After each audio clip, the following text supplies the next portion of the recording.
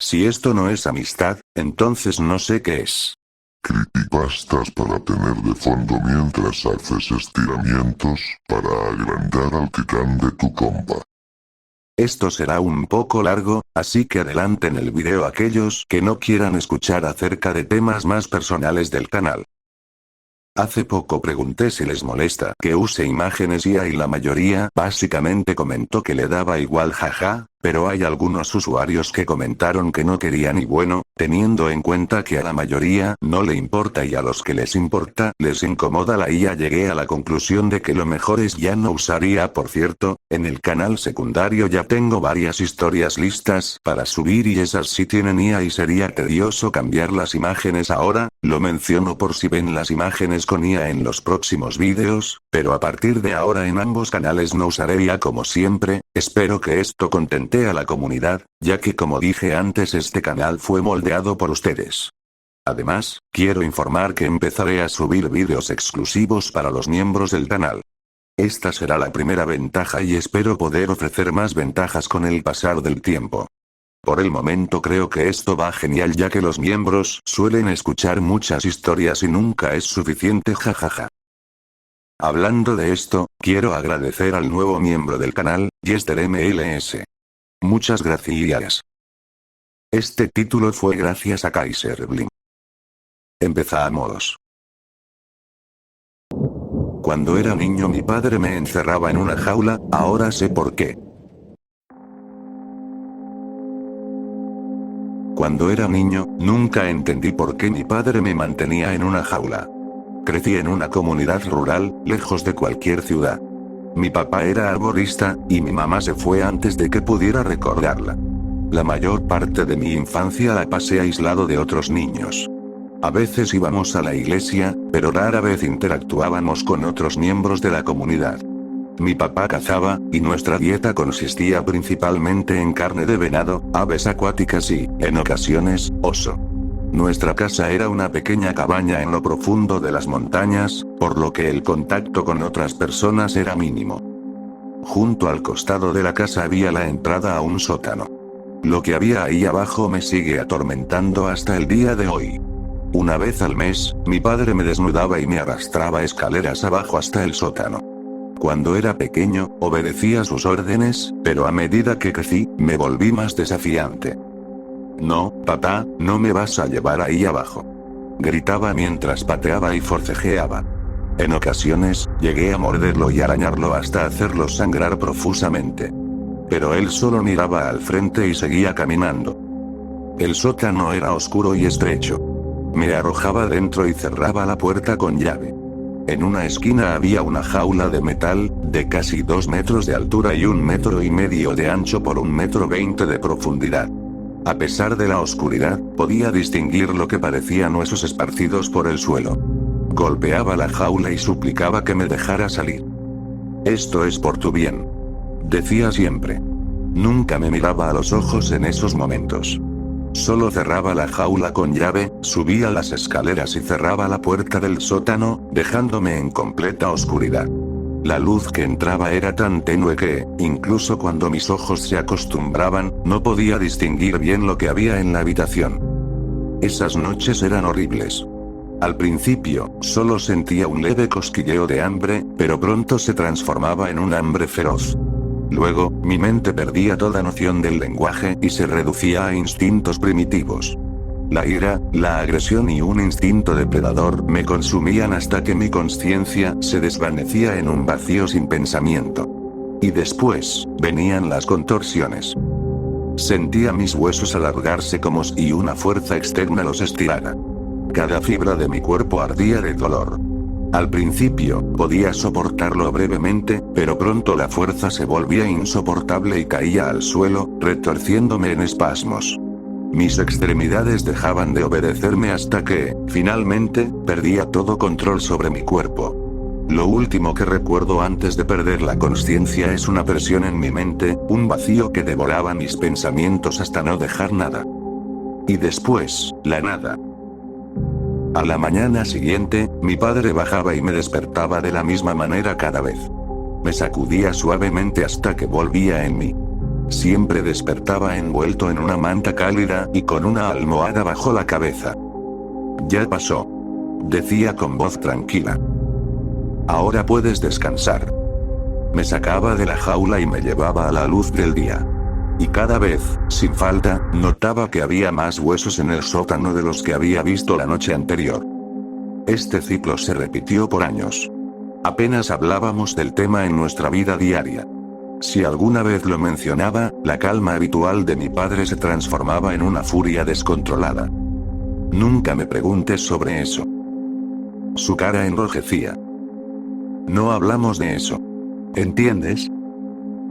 Era el elefante en la habitación. Ambos sabíamos que el otro pensaba en ello, pero aprendí que nunca valía la pena sacar el tema.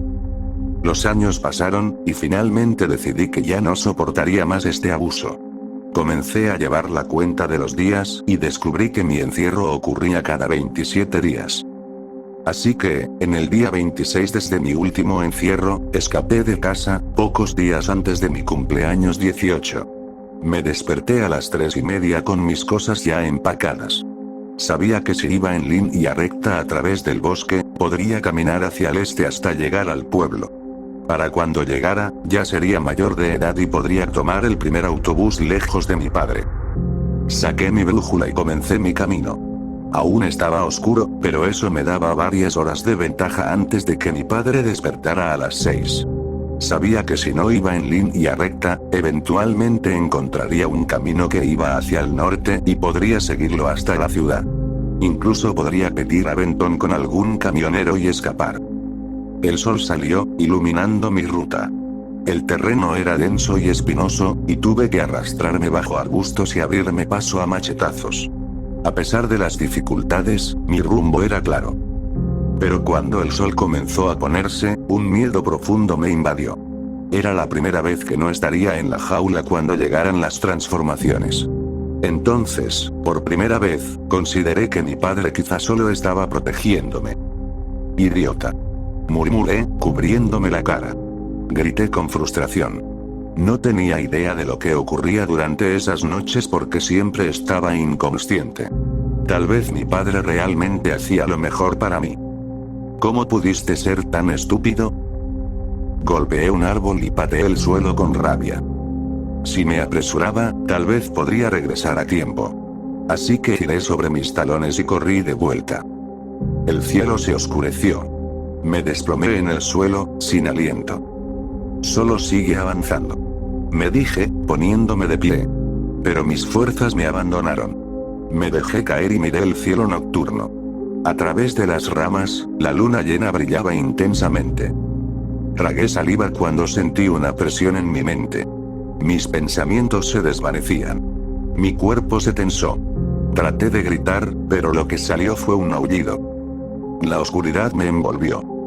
Y después, la nada. Desperté repentinamente, y frente a mí yacía el cadáver de un hombre. Mis garras lo desgarraban, llevaban su carne a mi boca. Intenté detenerme, pero no podía. No tenía control. Y entonces vi su rostro. Era mi padre. Hijo. Balbuceó, escupiendo sangre.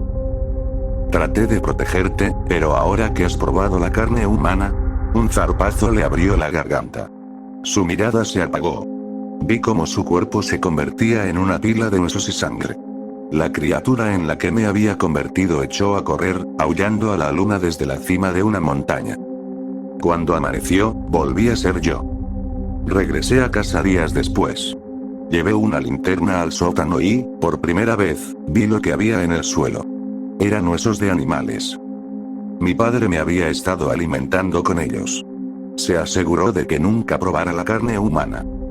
Ahora, vivo solo en lo más profundo del bosque. Me refugié en una cabaña con internet para poder contar mi historia. Como lo que necesito como humano. Cazo lo que necesito como lobo.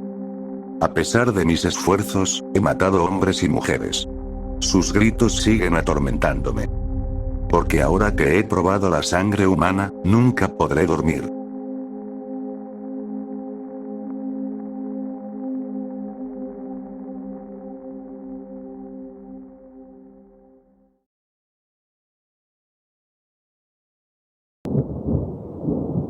Algo acechaba mi casa. Desperté temprano en la mañana. Creo que eran entre las 5 y 6. Mi esposa quería que saliéramos de la cabaña antes de que comenzara el tráfico del fin de semana. Nunca puedo dormir cuando tengo un itinerario estresante, así que bajé las escaleras para usar el baño y prepararme para el día. Mientras caminaba de puntillas por el pasillo, eché un vistazo a la habitación de mis hijos y vi que aún estaban dormidos. La escalera que llevaba a la planta baja estaba demasiado oscura para ver bien, apenas iluminada por el sol naciente. Me sujeté del pasamanos, tratando de no resbalar en los empinados escalones. El baño estaba junto a la sala de sol. Esa sala era mi favorita porque, a través de un gran ventanal, se podía ver el valle bajo la montaña. Me detuve un momento para admirar la belleza de la mañana. El valle brillaba en un gris oscuro mientras la niebla se elevaba desde el suelo. Era tan densa que apenas podía ver a unos 6 metros frente a la cabaña. Sonreí antes de entrar al baño.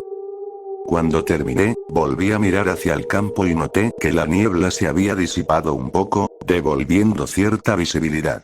Estaba a punto de subir las escaleras cuando tuve que mirar 2 veces, pues no estaba seguro de lo que había visto. A lo lejos, distinguí una figura alta y negra que se asemejaba a un muñeco de palo.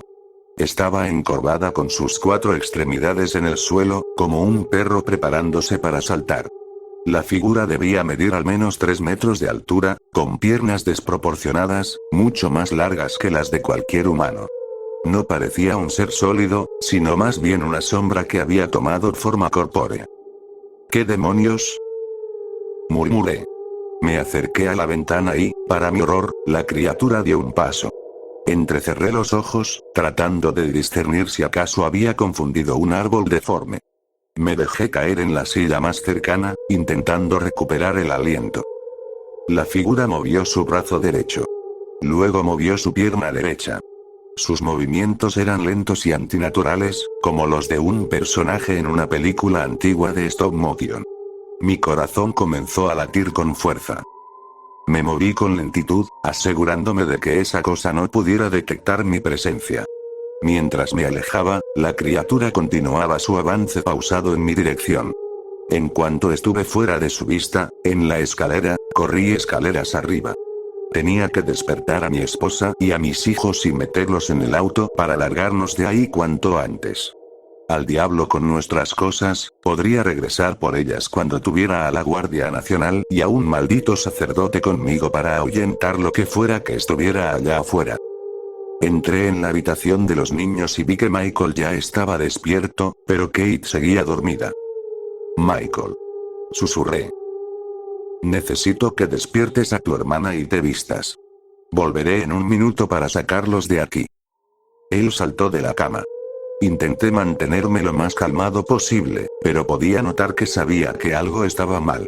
Me miró con los ojos muy abiertos. Te explicaré cuando estemos en el auto, pero tenemos que irnos ya. Asintió, aunque su labio inferior temblaba. Corrí de vuelta a mi habitación para despertar a Mary. Mary, dije, tocándole el hombro. Abrió los ojos con fastidio. ¿Qué hora es? Habló como si aún fuera una adolescente a la que despiertan para ir a la escuela. Tenemos que irnos ya. Agarré mi teléfono, mi billetera y las llaves de la mesa de noche. ¿Qué pasa? Se incorporó en la cama al notar la urgencia en mi voz. Hay algo en el patio. ¿Qué cosa? Sus ojos se abrieron de golpe y me agarró del brazo. No tengo ni idea, pero tenemos que irnos.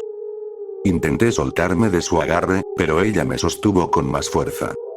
¿Qué hay en el patio? Pronunció cada sílaba con precisión. Está bien, solo mira por ti misma. La llevé hasta la ventana del pasillo y miramos hacia el patio. La cosa seguía allí, acechando. Su paso se había acelerado y se dirigía directamente hacia nosotros. Mary se quedó inmóvil por un momento, como si estuviera tratando de convencerse de que todo era un sueño. Observé cómo su expresión pasó del asombro a la confusión, hasta que finalmente se transformó en puro terror. Papá, dijo Michael. Apareció detrás de nosotros, sobresaltándonos a los dos. Ya estoy vestido. Bien. Dije. Mary y yo nos miramos. Noté que tenía la mandíbula apretada y temblaba. Sin decir una palabra, tomé a Michael y lo abracé con fuerza. Kate salió tambaleándose de la habitación y Mary la tomó en brazos de inmediato. Encabecé la marcha, bajando las escaleras con Michael en brazos. Él permanecía en silencio, pero su agarre alrededor de mis hombros era sofocante. Mami, tengo miedo. Susurró Kate. También podía percibir la tensión en el aire. Mary intentó calmarla. Está bien, solo tenemos que estar muy callados ahora. Pero tengo miedo. Silencio. Le solté. Vi cómo las lágrimas se acumularon en sus ojos. Mary la apretó contra su cuerpo para amortiguar su llanto. Entramos en la sala de sol y vimos que la criatura estaba mucho más cerca que antes. Ahora avanzaba con un ritmo constante. No corría, pero su velocidad era demasiado alta para mi tranquilidad. Mary. Dije. Voy a salir corriendo a encender el auto. Lo traeré lo más rápido posible. Apenas llegue, metes a los niños y subes. Ella asintió lentamente, sin apartar la mirada del ser. Cierra los ojos. Le pedí a Michael. Él obedeció al instante, con los párpados apretados. Kate seguía llorando, y vi que una lágrima rodaba por la mejilla de Michael. Abrí la puerta y miré hacia la colina. El auto estaba a unos 15 metros de mí. Con las llaves en mano, comencé a correr. Entonces, la criatura se detuvo. Permaneció inmóvil por un momento mientras yo corría a toda velocidad. Luego, se irguió sobre sus patas traseras hasta alcanzar su altura máxima. Extendió los brazos hacia atrás y arqueó el cuerpo. De repente, sentí una vibración tan intensa que caí al suelo. Un sonido grave y metálico, como el de un instrumento de bronce sumergido en agua, retumbó en mis oídos. Me puse de pie y seguí corriendo. Todo se volvió un borrón hasta que, de pronto, ya estaba detrás del volante. Abrí las puertas automáticas de la minivan y arranqué. La criatura ya no estaba herida, sino en posición de salida, como un corredor olímpico a punto de lanzarse. Tragué saliva. Mary estaba esperando afuera con los niños. Los subió a la parte trasera sin abrocharles los cinturones y se metió en el asiento delantero. ¿Qué esperas? Vámonos. Gritó. Giré el auto. Al hacerlo, la criatura nos encaró directamente. Aceleré a fondo y, al mismo tiempo, la cosa se lanzó hacia nosotros. El camino rural era estrecho y lleno de baches, pero no me importaba. Miré de reojo por el espejo retrovisor y vi a la criatura corriendo a toda velocidad. Se movía como un caballo en cámara lenta, como si flotara en el aire. Mary soltó un grito desgarrador. Kate seguía llorando en la parte trasera. Yo solo mantuve la vista en el camino. El llanto de mi familia se transformó en sollozos, y luego en silencio. Cuando llegamos a la carretera principal, por fin me atreví a mirar por el retrovisor. Se ha ido. Susurré. Nadie respondió. Los ojos de todos estaban enrojecidos. Manejamos hasta un restaurante en la carretera principal, sintiéndonos aliviados de finalmente tener contacto humano más allá de nosotros mismos. Comimos en silencio y apenas hablamos hasta que llegamos a casa. Cuando llegué, llamé al administrador de la propiedad para explicarle por qué no habíamos empacado nuestras cosas. No podía explicar qué era aquella cosa, ni aunque lo intentara. Lo que vimos era tan fuera de lo común que tuve que inventar una historia. Había un hombre extraño en el patio. Dije. Parecía estar acechando la casa. No teníamos señal en el teléfono, así que todos subimos al auto y manejamos lo más rápido que pudimos. El administrador entendió, pero explicó que podríamos haber llamado a la policía desde el teléfono fijo de la casa. Le dije que estábamos demasiado asustados como para pensar en eso. Me dijo que podía contactar a la policía para que revisaran la zona. Acordamos encontrarnos en la propiedad al día siguiente para recoger nuestras cosas antes de que llegaran los próximos huéspedes. Debo admitir que tenía miedo de volver, pero me tranquilizó ver al administrador de la propiedad y a 2 patrullas en el lugar. Les conté que un hombre extraño estaba parado exactamente donde estuvo la criatura. Revisaron la zona, pero no encontraron a nadie. Le dijeron al administrador que advirtiera a los futuros huéspedes sobre cualquier persona sospechosa rondando el área. Les di una descripción genérica, pero básicamente les dije que estaba demasiado lejos como para distinguir sus rasgos. Recogí las cosas de mi familia y me fui. Mientras salía de la propiedad, miré hacia el bosque junto al campo y juraría que vi una figura, de pie, sin hacer nada más que acechar. Mi familia no ha hablado del incidente desde entonces, y yo tengo demasiado miedo de contarlo a otros porque suena imposible de creer. Por eso necesito sacarlo de alguna manera, aunque sea de forma anónima, porque guardármelo me está consumiendo por dentro. Ahora evito tomar líquidos antes de dormir, porque tengo demasiado miedo de levantarme a usar el baño en la madrugada.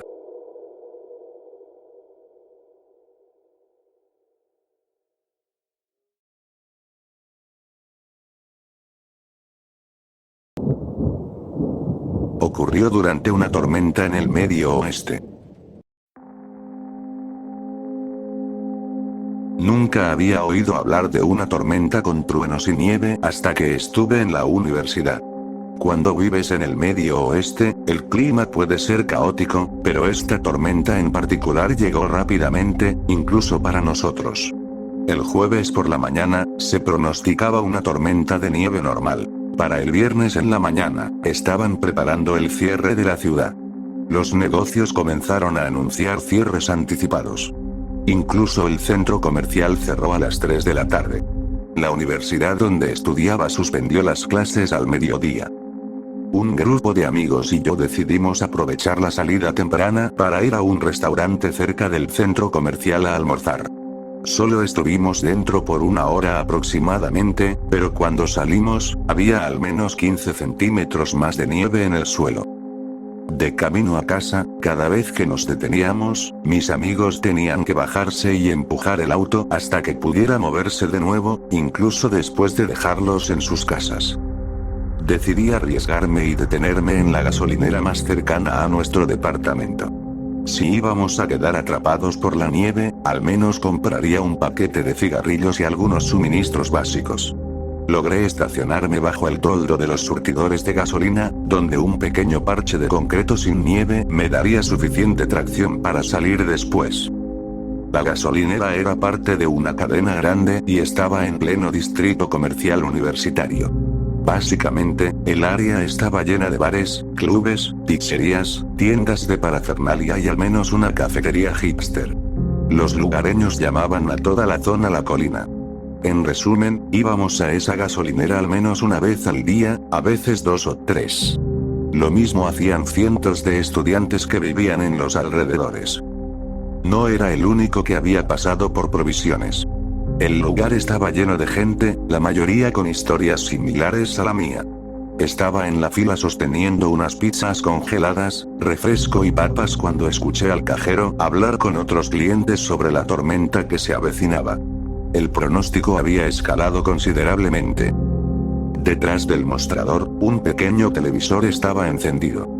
El meteorólogo apareció en la pantalla, de pie frente a un mapa del Medio Oeste, que era básicamente una enorme mancha púrpura que cubría todo nuestro estado. Jesucristo. Dije. El cajero subió el volumen. Un silencio cayó sobre la gente cercana al mostrador mientras todos escuchaban. La patrulla de carreteras ha emitido un comunicado. No salgan de sus casas. No viajen. Las autopistas y carreteras estaban cerradas. Rescatistas en motos de nieve estaban trasladando a personas atrapadas en sus autos hasta las áreas de descanso más cercanas. Se había ordenado a las máquinas quitanieves que dejaran de trabajar por la noche. Por favor, todos, quédense en casa. Si no lo hacen, estarán por su cuenta. El silencio se sintió pesado, ominoso, supongo que sería la palabra correcta. Bueno. Supongo que me voy. Dijo la persona al frente de la fila, rompiendo la tensión y provocando algunas risas entre los que seguían esperando. Pues yo no voy a ningún lado. Dijo el cajero. Me toca trabajar toda la noche de todos modos. Además, mi departamento está justo al lado.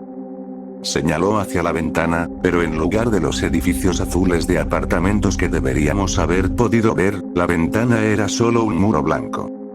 Justo en ese momento, las puertas se abrieron y dos de mis compañeros de cuarto entraron apresurados. ¿Vinieron por lo mismo que yo?, dije, señalando mis pizzas y botanas. No, respondió AJ. La Blazer está atascada en el estacionamiento de la librería. Pensé que la Blazer tenía tracción en las 4 ruedas. Dije. La tiene. Intervino Jenna, la novia de AJ. Llevaba meses viviendo con él y, en general, era bastante agradable. Vaya, qué mala suerte. Compren rápido sus cosas y los llevo a casa. Dije. Aunque no estuve en la gasolinera más de 10 minutos, el pequeño parche de concreto donde había estacionado mis llantas traseras ya estaba cubierto por 5 centímetros de nieve. Las huellas que había dejado al llegar casi habían desaparecido. Me alegré de que no tuviéramos que ir muy lejos. En auto, eran solo 2 cuadras. La mayoría del tiempo íbamos caminando, y desde la puerta trasera hasta la gasolinera era apenas media cuadra. Avanzando lentamente y deteniéndonos de vez en cuando para empujar el auto, logramos no solo llegar a casa, sino también estacionarnos en la entrada. Nuestro tercer y último compañero de cuarto, Trevor, llegó justo después de nosotros y estacionó su pequeño auto detrás del mío. Al caminar hacia la casa, la nieve estaba tan profunda que tuvimos que pisar en las huellas de los demás para no caernos. Para cuando entramos, estábamos riendo y felices de haber llegado. En el vestíbulo que compartíamos con el departamento de arriba, nos detuvimos a sacudir la nieve de nuestros zapatos, ropa y abrigos. Maldición, está terrible allá afuera, dijo AJ, quitándose con cuidado los zapatos mojados antes de pisar la alfombra seca de la sala. Es bonito cuando lo ves desde aquí adentro, dijo Jenna, asomándose por la ventana hacia las casas al otro lado de la calle. Definitivamente era uno de esos tipos de nieve más bonitos. De esas con copos grandes y pesados que se pegaban a todo. Aún así, una sensación de inquietud seguía rondando en mi mente. No éramos ajenos al invierno ni al clima severo, pero esto era perturbador. El meteorólogo ni siquiera intentaba adivinar cuánta nieve caería. Solo repetía que era imposible predecir la cantidad exacta. Las noticias locales eran un flujo constante de negocios que cerraban temprano y advertencias de no viajar. En los hospitales, el personal se estaba quedando a dormir porque los reemplazos no podían llegar. ¿Qué más podíamos hacer? Hicimos lo que cualquier grupo de universitarios hace cuando hay 4 personas en la misma habitación. Jugamos cartas. Eran casi las 4:30 de la tarde cuando tocaron la puerta. Uno de los chicos del piso de arriba asomó la cabeza. No los conocíamos muy bien, pero de los 4, él era mi favorito. Su nombre era Metal, y me había alegrado bastante descubrir que ese era su apellido real. Era un marihuano empedernido, pero por lo general era buena compañía. Aunque, siendo justos, también estaba un poco loco. Chicos, ¿alguien quiere ir a la gasolinera conmigo?, preguntó con un tono emocionado y los ojos bien abiertos. Imposible, dijo AJ sin siquiera levantar la vista mientras ordenaba cuidadosamente las cartas en su mano. Las calles están jodidas. No voy a manejar, hermano. Voy caminando, dijo Metal, como si hubiera encontrado la solución más innovadora del mundo a un problema climático. ¿Quién se apunta? ¿Y qué vas a comprar?, pregunté. Cigarros, seguro. Papel higiénico, definitivamente. Cerveza, probablemente. Pizza, posiblemente. Me encogí de hombros. Voy. Me levanté y busqué mi abrigo grueso y mis guantes. Cuando salí de mi habitación, mis compañeros me extendieron billetes. «Hey, ¿me traes una cajetilla de cigarros?», preguntó AJ. «Y a mí», agregó Jenna. «Sí, yo también», dijo Trevor. «Ni de broma. Si los quieren, pueden venir y comprarlos ustedes mismos», dije en tono de broma, pero ellos sabían bien que lo decía en serio. «Te paso dinero para 2 y quédate con una», ofreció Trevor. Los demás estuvieron de acuerdo. 1, 2, 3, 4, 5, 5, 6. Cantó Metal, haciendo un baile extraño en la cocina junto a la puerta trasera. Me sirve, dije, tomando el dinero. Claro, en ese entonces los cigarros costaban solo $3 por paquete, así que el pago no era gran cosa. Hacíamos este tipo de tratos con frecuencia, sobre todo cuando el clima era una mierda. Antes de que me critiques por haber salido, hay algunas cosas que debes tener en cuenta. Primero, apenas eran las 7 de la noche, así que no era tan tarde. Segundo, si cruzábamos el patio trasero, la gasolinera estaba a solo media cuadra. Finalmente, hacíamos ese recorrido no solo para comprar cigarros y botanas, sino también para ir a clases. Yo había caminado por ahí en cualquier estado posible de sobriedad e intoxicación. Y eso iba doble para Metal, que llevaba viviendo arriba el doble de tiempo que yo y definitivamente había consumido el doble de drogas. Por todo esto, no me preocupé demasiado por el viaje. Tampoco mis compañeros. Para ser sincero, me parecía algo curioso. Nunca había visto una tormenta como esa y, en cierto modo, quería salir a echarle un vistazo. Para nosotros, ir a la gasolinera no tenía nada de peligroso. Justo cuando nos estábamos preparando para salir, un sonido extraño pero familiar retumbó en la casa. Mi cerebro tardó en procesarlo porque estaba completamente fuera de lugar. ¿Eso fue trueno?, preguntó Jenna. Creo que sí. Yo también lo escuché, confirmó EJ. Qué loco, dije. En ese momento no le di mucha importancia. Solo recuerdo haber mirado hacia la ventana donde Jenna había estado marcando el nivel de la nieve, raspando líneas en el hielo del vidrio. No estaban tan altas, así que ver la nieve a la altura de la ventana no era alarmante, pero me sorprendió un poco notar que el nivel ya estaba 1 pulgada por encima de la última marca que había hecho apenas 5 minutos antes. Cuando tienes 20 años y estás en la universidad, te sientes casi inmortal. O al menos, crees que lo eres. Así que terminamos de alistarnos y salimos por la puerta trasera. Si en 30 minutos no hemos vuelto, envíen al perro de trineo, dijo Metal riendo, refiriéndose a Charlie, el chihuahua de nuestro casero, que tenía fama de ser un pequeño demonio muerde tobillos. Los escalones traseros eran solo un montículo de nieve, así que básicamente nos abrimos paso a ciegas hasta llegar al suelo. La nieve no estaba tan mal. Nos llegaba justo arriba de las rodillas, lo que nos obligaba a levantar cada pierna con esfuerzo para dar un paso, pero era manejable. Nos detuvimos cuando llegamos al callejón al final del patio. La nieve se sentía más densa. Miré hacia la luz de seguridad sobre nuestras cabezas. Se podía ver el resplandor a través de la tormenta, pero no distinguí bien la lámpara. Al otro lado del callejón estaba la cerca de alambre que bordeaba una de las casas por las que teníamos que pasar. Solo sobresalía unos 45 centímetros del banco de nieve, pero al menos podíamos sujetarnos de ahí para avanzar. Metal iba charlando sin parar, soltando toda clase de groserías de primera categoría mientras nos arrastrábamos por la nieve con la ayuda de la cerca. La visibilidad iba empeorando, pero aún podíamos distinguir las luces de la calle en Tajil, como orbes brillantes flotando en la oscuridad. De repente, la nieve a nuestro alrededor se iluminó con un destello cegador, seguido por un estruendo ensordecedor. El resplandor de la farola desapareció cuando, de la nada, nos cayó encima una masa enorme de nieve. ¡Maldito viento!, gritó Metal al cielo mientras nos sacudíamos la nieve de los hombros y los gorros. Asumimos que se había desprendido de algún tejado cercano y nos había caído encima. O al menos, eso creíamos en ese momento. ¿Por qué habríamos pensado otra cosa? Un paso grande a la vez, seguimos la cerca de alambre hasta que llegamos al patio delantero de la casa. Desde ahí, solo teníamos que cruzar una calle pequeña, rodear el banco y la gasolinera estaría justo al otro lado.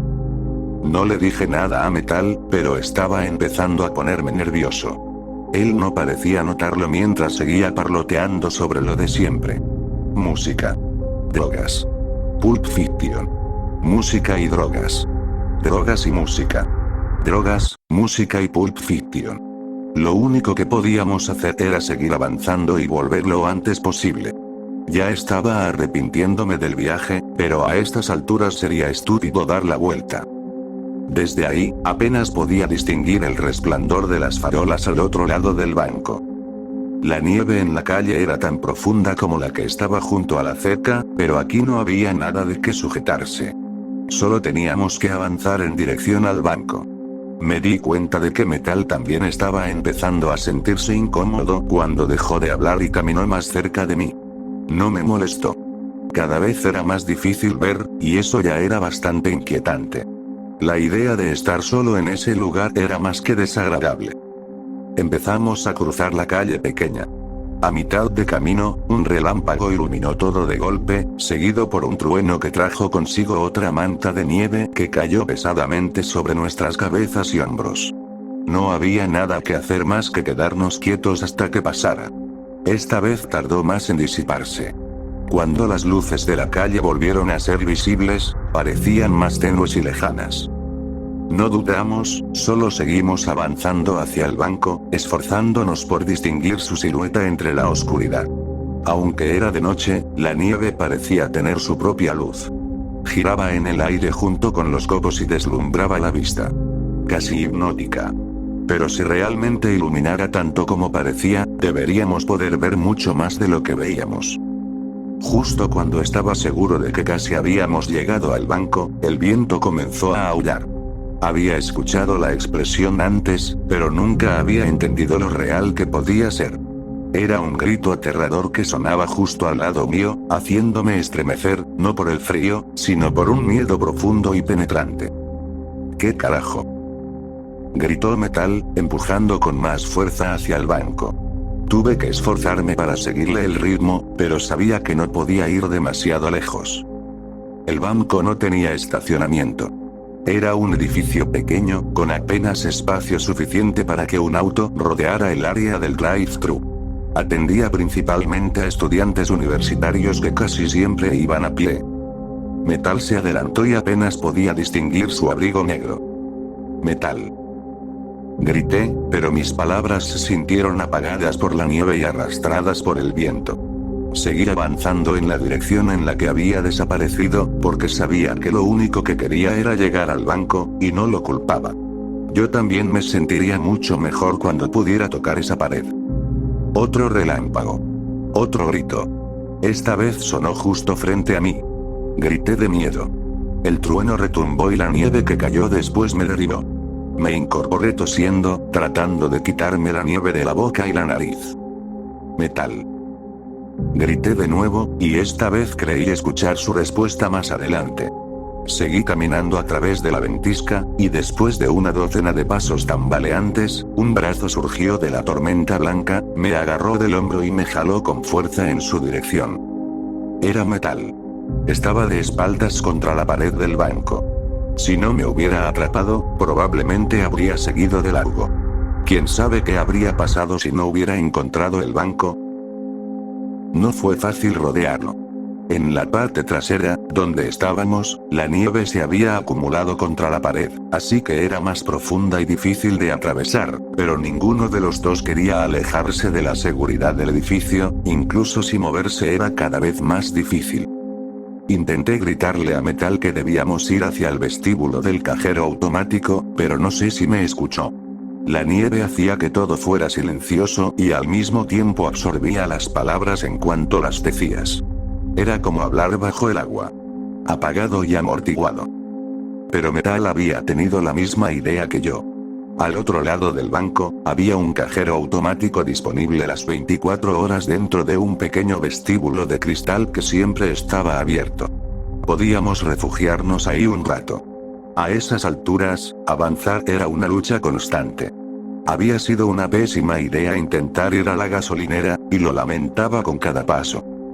Dios, qué alivio fue cuando mis manos enguantadas tocaron la esquina del banco. Ya no quería estar ni en casa ni en la gasolinera. Solo quería estar adentro y lejos de la tormenta. Habría entrado a cualquier lugar con tal de salir de ahí. La puerta del vestíbulo estaba cubierta de nieve. Metal y yo tuvimos que pasar 5 minutos pateando la nieve para poder abrirla lo suficiente y meternos a presión, pero adentro se sentía como un paraíso.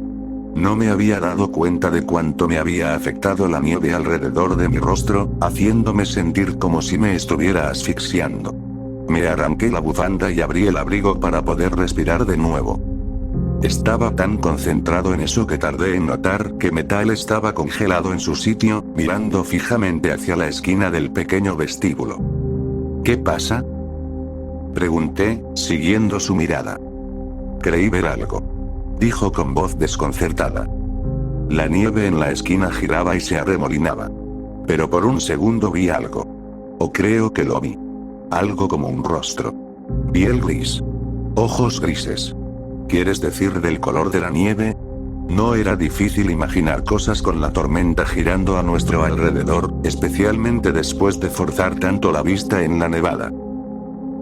Metal se encogió de hombros y comenzó a rebuscar en su abrigo hasta sacar una cajetilla de cigarros y un encendedor. Se llevó uno a la boca y me ofreció la caja. Tomé uno. Probablemente no deberíamos fumar aquí, dije. Circunstancias extraordinarias requieren medidas extraordinarias, respondió, encendiendo su cigarro y sentándose en el suelo. Estaba más callado y serio de lo que jamás lo había visto. Cuando finalmente me miró a los ojos, vi que no solo estaba serio. Estaba asustado. Estoy seguro de que él vio la misma expresión en mi rostro también. El vestíbulo del banco no estaba cálido, pero definitivamente no era tan frío como afuera. Me quité los guantes para poder fumar con menos torpeza. Fumamos ese primer cigarro en silencio. Tan pronto como apagué el primero, saqué mi paquete y le ofrecí uno a Metal, que lo tomó. Lo encendió con cuidado y luego dijo en voz baja: ¿Qué vamos a hacer, hombre? Me encogí de hombros. Podemos seguir avanzando, dije. Podemos regresar o quedarnos aquí. Esas son básicamente nuestras opciones. Si seguimos, nos quedamos en la gasolinera hasta mañana, dijo, mientras las luces parpadeaban sobre nosotros. No era lo ideal, pero tenía que darle la razón. No me imaginaba haciendo todo el camino de regreso después de llegar a la gasolinera. De cualquier forma, creo que debemos mantenernos juntos, propuse. Asintió lentamente. Tal vez deberíamos quedarnos aquí. No podía negar que era tentador. Se sentía bien estar fuera de la tormenta. Pero aunque aquí dentro hacía menos frío, no estaba realmente calefaccionado. Nos sentimos más cálidos ahora, dije. ¿Pero realmente es lo suficientemente cálido para quedarnos? ¿Y si esperamos demasiado, seremos capaces de llegar a otro lado? Las luces sobre nuestras cabezas volvieron a parpadear, ominosas. Metal lo pensó. Si regresamos a casa, probablemente podríamos llegar hasta la cerca de alambre, pero después de eso, no estoy seguro. El patio trasero era cuesta arriba. Puede que no podamos llegar hasta la puerta trasera. Si no podemos, tendríamos que rodear. Así que estamos atrapados decidiendo si intentar quedarnos aquí o seguir hasta la gasolinera, donde al menos tendríamos comida, baños, y cigarrillos. Concluí. Al final, fue la luz parpadeante, amenazando con apagarse por completo, lo que nos hizo tomar la decisión. Sin electricidad, el vestíbulo se enfriaría peligrosamente rápido. Mientras nos volvíamos a abrigar, un claro en la nieve dejó ver un resplandor en dirección a la gasolinera antes de que la tormenta se cerrara de nuevo y lo tragara en el caos giratorio. Eso levantó un poco nuestros ánimos. Me alegré de que estuviéramos dejando el vestíbulo. Cuanto más tiempo pasábamos sentados, más los remolinos contra el vidrio parecían formar rostros, con ojos muertos de nieve blanca girando sin descanso. Ojos muertos que me miraban. Ojos muertos que me veían. No sé si Metal veía lo mismo que yo. Pensé en preguntarle, pero de repente se puso de pie, sacó su último cigarro del paquete, lo encendió con un gesto exagerado, se subió el cierre del abrigo y me saludó, con el cigarro colgando de la comisura de los labios, justo debajo de un ojo entrecerrado. «Soldado», gritó. «Vamos a salir a esta nieve. Vamos a cruzar esta calle.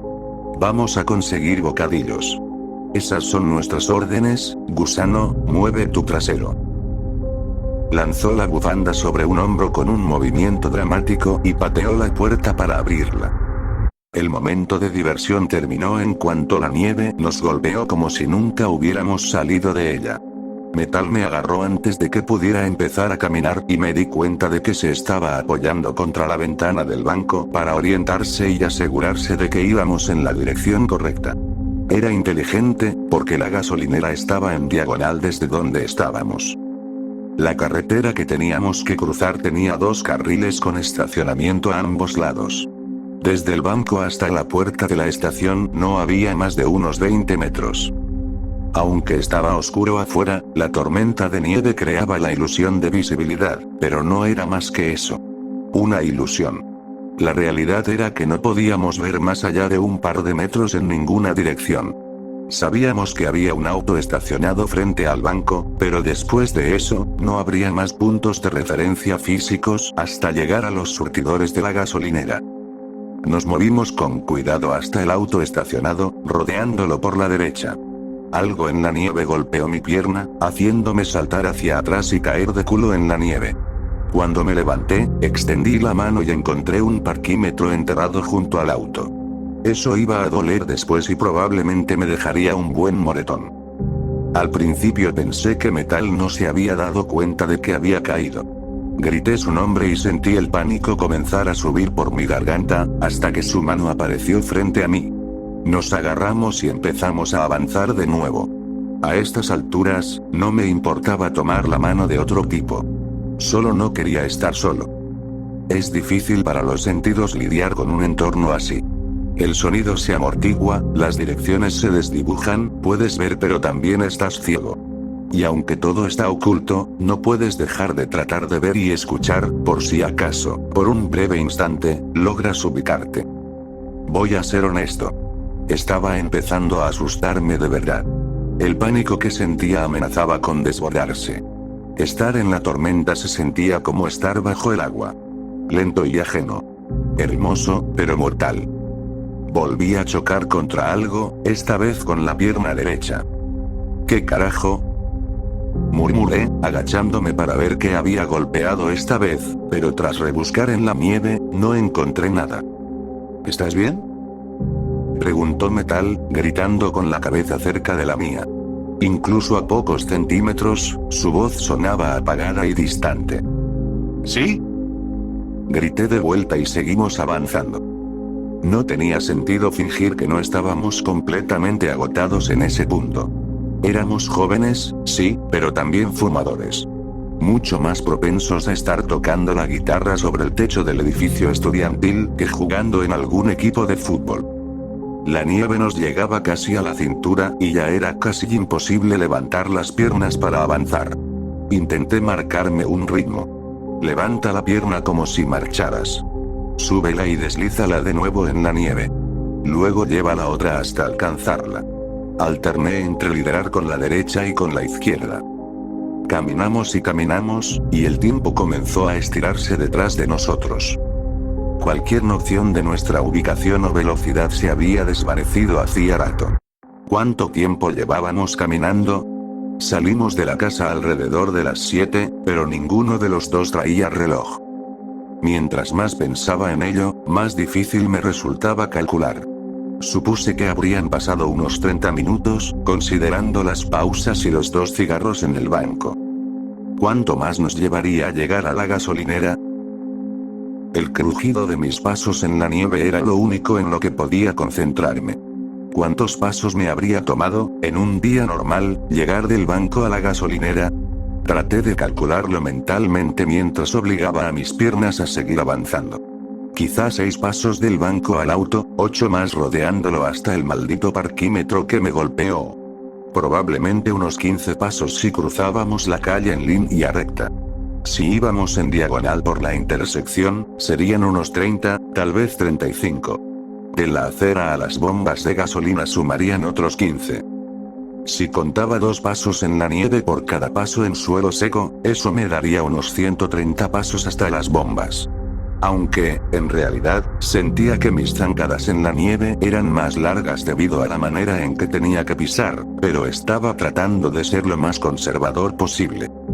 ¿Metal estaría haciendo lo mismo? Esperaba que sí, porque en ese momento, toda la energía que me quedaba después de caminar se estaba usando para no perder la cabeza. Conté mentalmente mientras avanzábamos. 1, Y. 2, Y. 3, y, cuando llegué a 150, supe que algo andaba muy mal. Estaba a punto de preguntarle a Metal su opinión cuando un relámpago iluminó todo a nuestro alrededor, revelando remolinos de azules y blancos en gruesas capas como nubes, pero sin una frontera clara entre la nieve que caía y la que ya cubría el suelo. Un trueno retumbó fuerte sobre nuestras cabezas, resonando en el aire. Como antes, la nieve cayó sobre nosotros como un manto, sepultándonos hasta la cintura. Luchamos por sacudirnos la nieve de los brazos y los hombros, pero ambos lo sentíamos. La tormenta nos estaba ganando terreno. Me adelanté a Metal y tomé el frente un rato. Él había estado abriendo el camino por demasiado tiempo. Debía estar agotado. Me incliné y grité en su oído. Ya deberíamos haber llegado. Por un instante, vi sus ojos a unos centímetros de los míos. Solo asintió levemente. No había nada que hacer más que seguir caminando. 157, Y. 158, y, de repente, tropecé con algo y caí de bruces en la nieve. Me paniqué y empecé a forcejear. La nieve se metió en mi boca y oídos. Me costaba respirar y, por un momento, no podía salir de ahí. Era como estar bajo el agua, sin flotabilidad. La mano de Metal se soltó de la mía cuando me caí. Finalmente logré ponerme de pie y tanteé a mi alrededor hasta que choqué contra él, y nos agarramos el uno al otro en la oscuridad. Antes de poder dar otro paso, algo volvió a golpearme, y me di cuenta de que no estaba chocando con algo. Algo estaba chocando contra mí. Esta vez, Metal fue quien cayó de espaldas, y yo lo ayudé a levantarse. Pero cuando lo estaba jalando, la nieve se onduló a nuestro alrededor y, sin previo aviso, su mano fue arrancada de la mía y desapareció, tragado por la nieve. Tanteé desesperado en busca de su mano y logré aferrarme a ella, pero Metal no había caído. Algo lo estaba arrastrando. Pude escuchar sus gritos ahogados por el viento y la nieve. «No me sueltes», gritó. Me quité el guante derecho con los dientes y metí mi mano desnuda bajo su manga, aferrándome directamente a su piel para mayor agarre. Su piel caliente se sentía ardiente y punzante contra mis dedos fríos, pero no aflojé mi agarre ni un instante. Aunque sabía que debía estar doliéndole como el infierno donde lo estaba jalando. Lo que sea que lo tenía atrapado tiró con más fuerza. La tormenta se intensificó. Podía escuchar los gritos de Metal, pero no ver su cara. Tiró una y otra vez, hasta que sentí que mi propio brazo iba a desprenderse de mi cuerpo. Un relámpago iluminó el cielo a nuestro alrededor. Por un instante, pude ver a Metal frente a mí, su rostro pálido de esfuerzo y terror, sus ojos salvajes de miedo. Ojalá eso hubiera sido todo lo que vi, pero el resplandor reveló mucho más. A nuestro alrededor, en los destellos de luz, enormes criaturas pálidas con forma de anguila se deslizaban por la nieve como si fuera agua, dejando remolinos a su paso. Supe que Metal también las había visto. Luego, lo sentí otra vez. El movimiento bajo la nieve, golpeando con fuerza mi pierna. Jesucristo, había algo vivo allá afuera con nosotros. El siguiente relámpago mostró cómo tentáculos blancos de nieve se alzaban desde el suelo detrás de Metal, envolviéndose alrededor de sus brazos y luego de su cuello. La fuerza hizo que sus ojos se salieran de sus órbitas y su piel empezara a tornarse morada. No debería haber sido capaz de verlo. O al menos, no tanto. Sé que suena una locura, pero sentí como si los relámpagos parpadearan solo para asegurarme de presenciar cómo se llevaban a Metal. Para asegurarme de verlo morir. Porque no había forma de que pudiera haber sobrevivido. Quise creer que sí, pero, en lo más profundo de mí, en ese instante lo supe. El trueno retumbó, la tormenta se oscureció por completo, y las manos de Metal fueron arrancadas de las mías con un dolor abrasador que desgarró mi hombro cuando su brazo se separó de mi agarre. Lo último que vi fue un destello negro mientras metal desaparecía en el océano de nieve. Me aferré a mi brazo inútil contra el pecho e intenté mirar alrededor. Intenté ver algo en la oscuridad. La nieve era más profunda ahora. En poco tiempo, ya no importaría qué había ahí afuera. No podría seguir avanzando. Mi única mano buena estaba entumecida y mis pies se sentían como bloques de piedra que tenía que arrastrar. Mis ojos ardían de tanto forzarlos, tratando de distinguir algo en la negrura. Por un rato, cada vez que contemplaba rendirme, esas cosas en la nieve me empujaban, jugando conmigo, como un gato con un ratón. Pero una persona solo puede seguir moviéndose por cierto tiempo en esas condiciones, sin importar cuán determinada esté. Yo solo seguía avanzando en la dirección en la que creía que estaba la gasolinera. Para ese punto, había dejado de contar los pasos. Solo podía concentrarme en dar uno a la vez. Si lograba seguir adelante, todavía tenía una oportunidad, ¿verdad?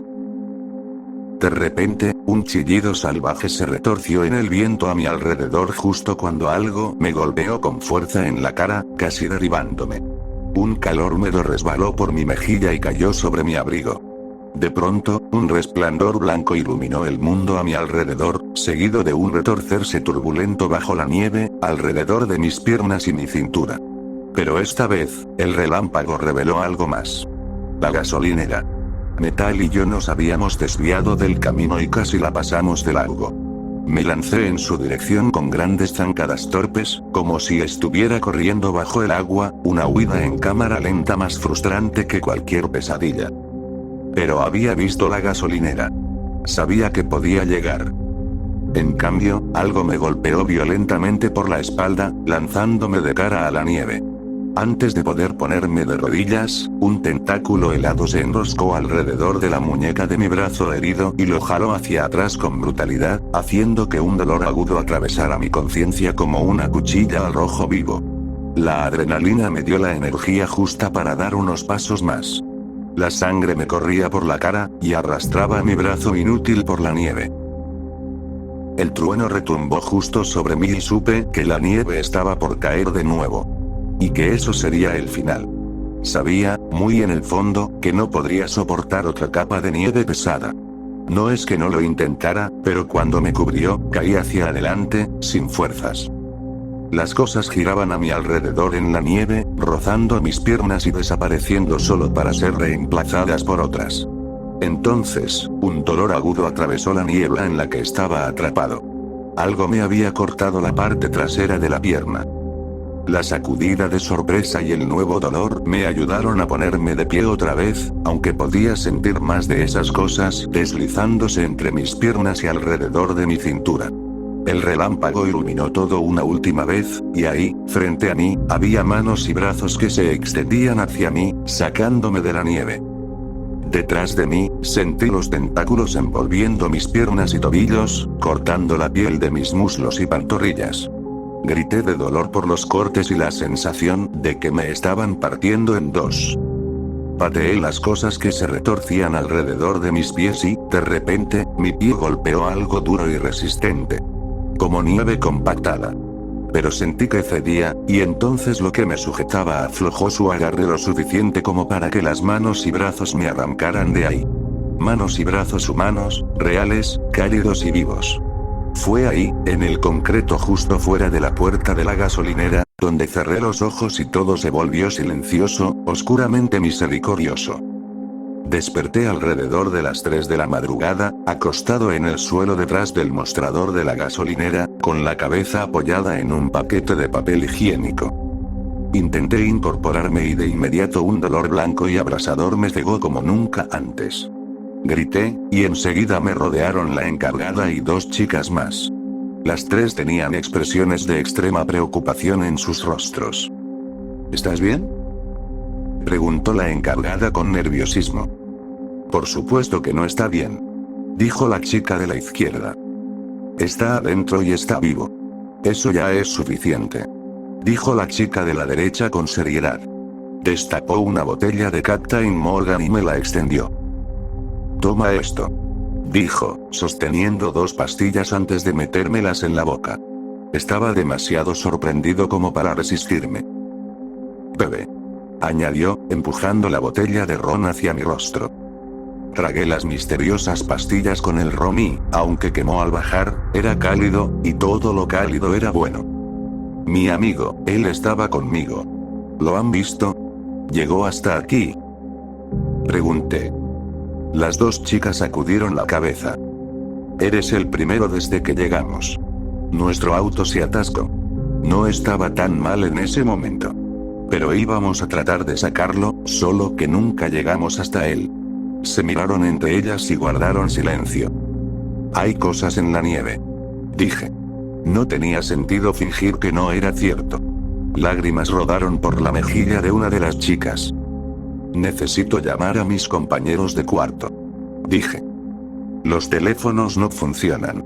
Respondió la encargada, frunciendo el ceño, y luego se encogió de hombros.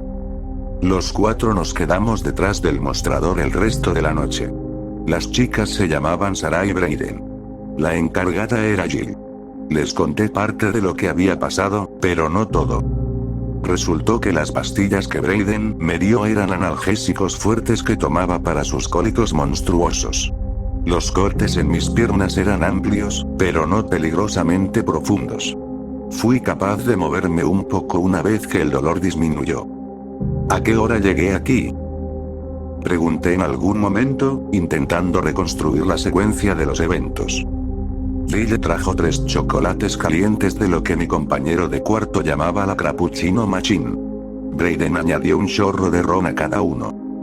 7:15. Dijo. Eso no puede ser correcto. Dije. Ni siquiera salimos hasta las 7. Y nos detuvimos en el banco al menos 10 minutos, probablemente más. No, es correcto. Dijo Sarah, tomando un sorbo de su chocolate caliente. Cuando te metimos adentro, miré el reloj para saber cuánto tiempo llevabas inconsciente. Sé que era más o menos las 7:15 porque recuerdo haber pensado que mis compañeras de la hermandad estarían en la sala de televisión viendo Friends. No puede ser. Susurré, y las chicas no me contradijeron. El resto de la noche la pasamos sentados en el suelo detrás del mostrador. Era mejor no tener ventanas por las cuales mirar. Mejor no estar donde pudieran verte si algo estaba mirando desde afuera. Sarah y Brayden eventualmente se quedaron dormidas. Jill y yo fumamos y soportamos los destellos de relámpagos y los truenos en medio de la nieve. Traté de no pensar en lo que había allá afuera, pero nunca lo logré. Supongo que al final todos nos quedamos dormidos. Cuando abrí los ojos, la luz del exterior era brillante y clara. La nieve se había acumulado hasta la mitad de la ventana, pero por encima del nivel de la nieve podía ver los bares y las pizzerías medio enterrados en un fino polvo blanco, perfectamente liso y brillante como diamantes. Aún no podíamos ir a ningún lado, pero eventualmente recuperamos la señal del teléfono. Cuando lo hicimos, llamé a mis compañeros de cuarto para decirles que estaba bien y preguntar si Metal había regresado a la casa, pero no lo había hecho. Incluso les pedí que revisaran arriba. En los días siguientes habría muchas preguntas y mucho dolor. Intenté contarle a la gente lo que pasó, pero nadie me tomó en serio. Asentían con la cabeza y me miraban con lástima. Para ellos, mi mente traumatizada simplemente había inventado una historia para lidiar con lo que había vivido. Y quién sabe, tal vez sí. Pero hay algo que me hace pensar que recuerdo las cosas tal y como ocurrieron. Eventualmente encontraron a Metal. Encontraron su cuerpo, al menos. El día después de la tormenta, el dueño del bar al otro lado de la calle fue a dejar su depósito en el banco. La caja de seguridad está en el vestíbulo, junto al cajero automático. Cuando se giró para irse, notó algo en la esquina inferior de la ventana, al nivel del suelo. Un rostro pálido, con unos ojos blancos que no miraban a ningún lado. Era Metal. Lo encontraron tirado junto a la ventana, con la cara pegada al cristal, completamente congelado.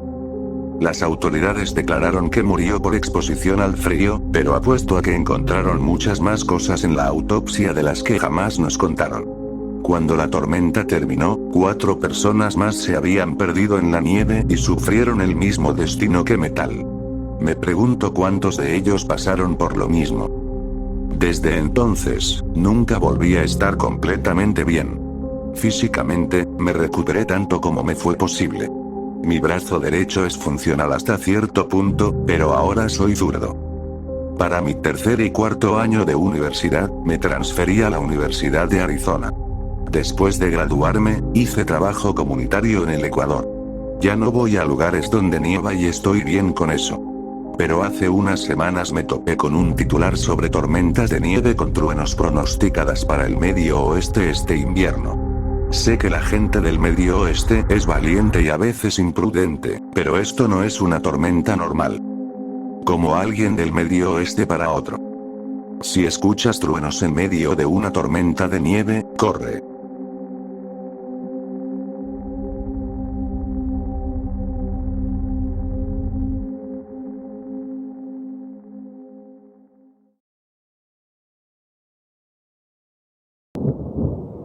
Recuerda a Emma.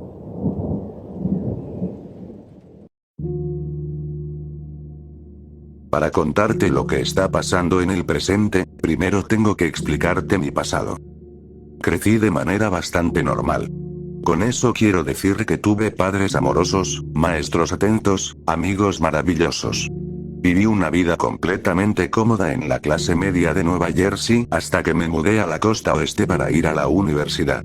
El evento más emocionante o escandaloso que ocurrió en mi infancia sería insignificante en comparación con lo que se ve en Empty Sexto o los titulares sensacionalistas del New York Times.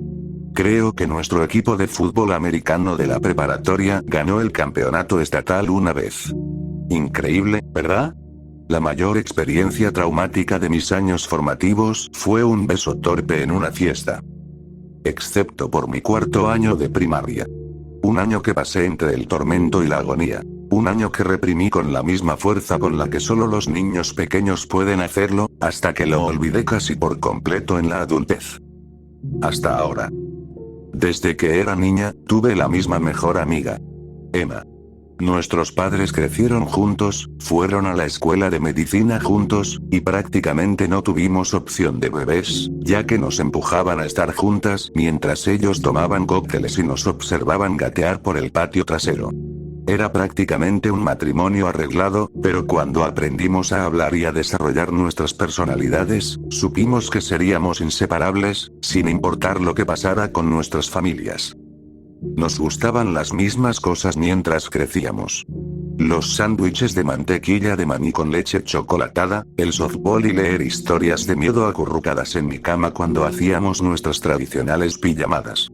A menudo fingíamos que éramos hermanas, aunque no nos parecíamos en nada, y era raro vernos separadas en los abarrotados pasillos de nuestra escuela, siempre con los brazos enlazados. Pero a pesar de compartir gustos en comidas y actividades extracurriculares, nuestras personalidades eran completamente opuestas. Emma era callada, amable, tímida. Se ponía roja como el salmón cuando un maestro la llamaba en clase de matemáticas. También era la niña que compartía su sándwich de mantequilla de maní con Ricky, el chico de primer grado al que los niños de tercero molestaban todos los días. Yo, en cambio, era todo lo contrario. Ruidosa, mandona y sábelo todo.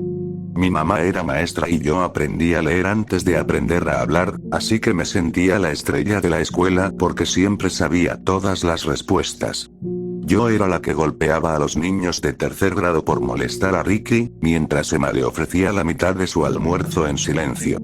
A pesar de ser el yin y el yang en este sentido, esto fortaleció nuestra amistad durante los primeros 10 años, hasta que se convirtió en nuestra perdición. Era invierno de nuestro cuarto año de primaria y estábamos de vacaciones navideñas. Estábamos emocionadas, como solo pueden estarlo dos niñas de 10 años, porque ambas habíamos recibido bicicletas moradas como regalo, con serpentinas a juego y bocinas doradas. Mirando hacia atrás, nuestros padres definitivamente se ponían de acuerdo para comprarnos los mismos regalos todos los años. A pesar de las repetitivas advertencias de nuestras mamás, yo tenía un plan diabólico para montar nuestras bicicletas nuevas hasta nuestro lugar favorito. El río, que quedaba a unos 10 minutos de la casa de Emma. Las bicicletas estaban estrictamente prohibidas hasta que mejorara el clima, no nevaba aún, pero las calles estaban resbaladizas y heladas, y el cielo era de un gris amenazante. Pero yo era una niña muy ingeniosa, terca, y sabía dónde escondía mi papá la llave del garaje. Siendo la mandona de siempre, convencí a Emma, quien a los 10 años evitaba romper cualquier regla a toda costa. La provoqué y la presioné hasta que, en voz baja, aceptó. Y nos fuimos. El río estaba atravesado por un puente donde habíamos jugado muchas veces, inventando historias de caballeros y trollos aterradores, como hacen las niñas. Al final del río había una pequeña represa donde nuestros papás solían pescar cuando aún era legal hacerlo.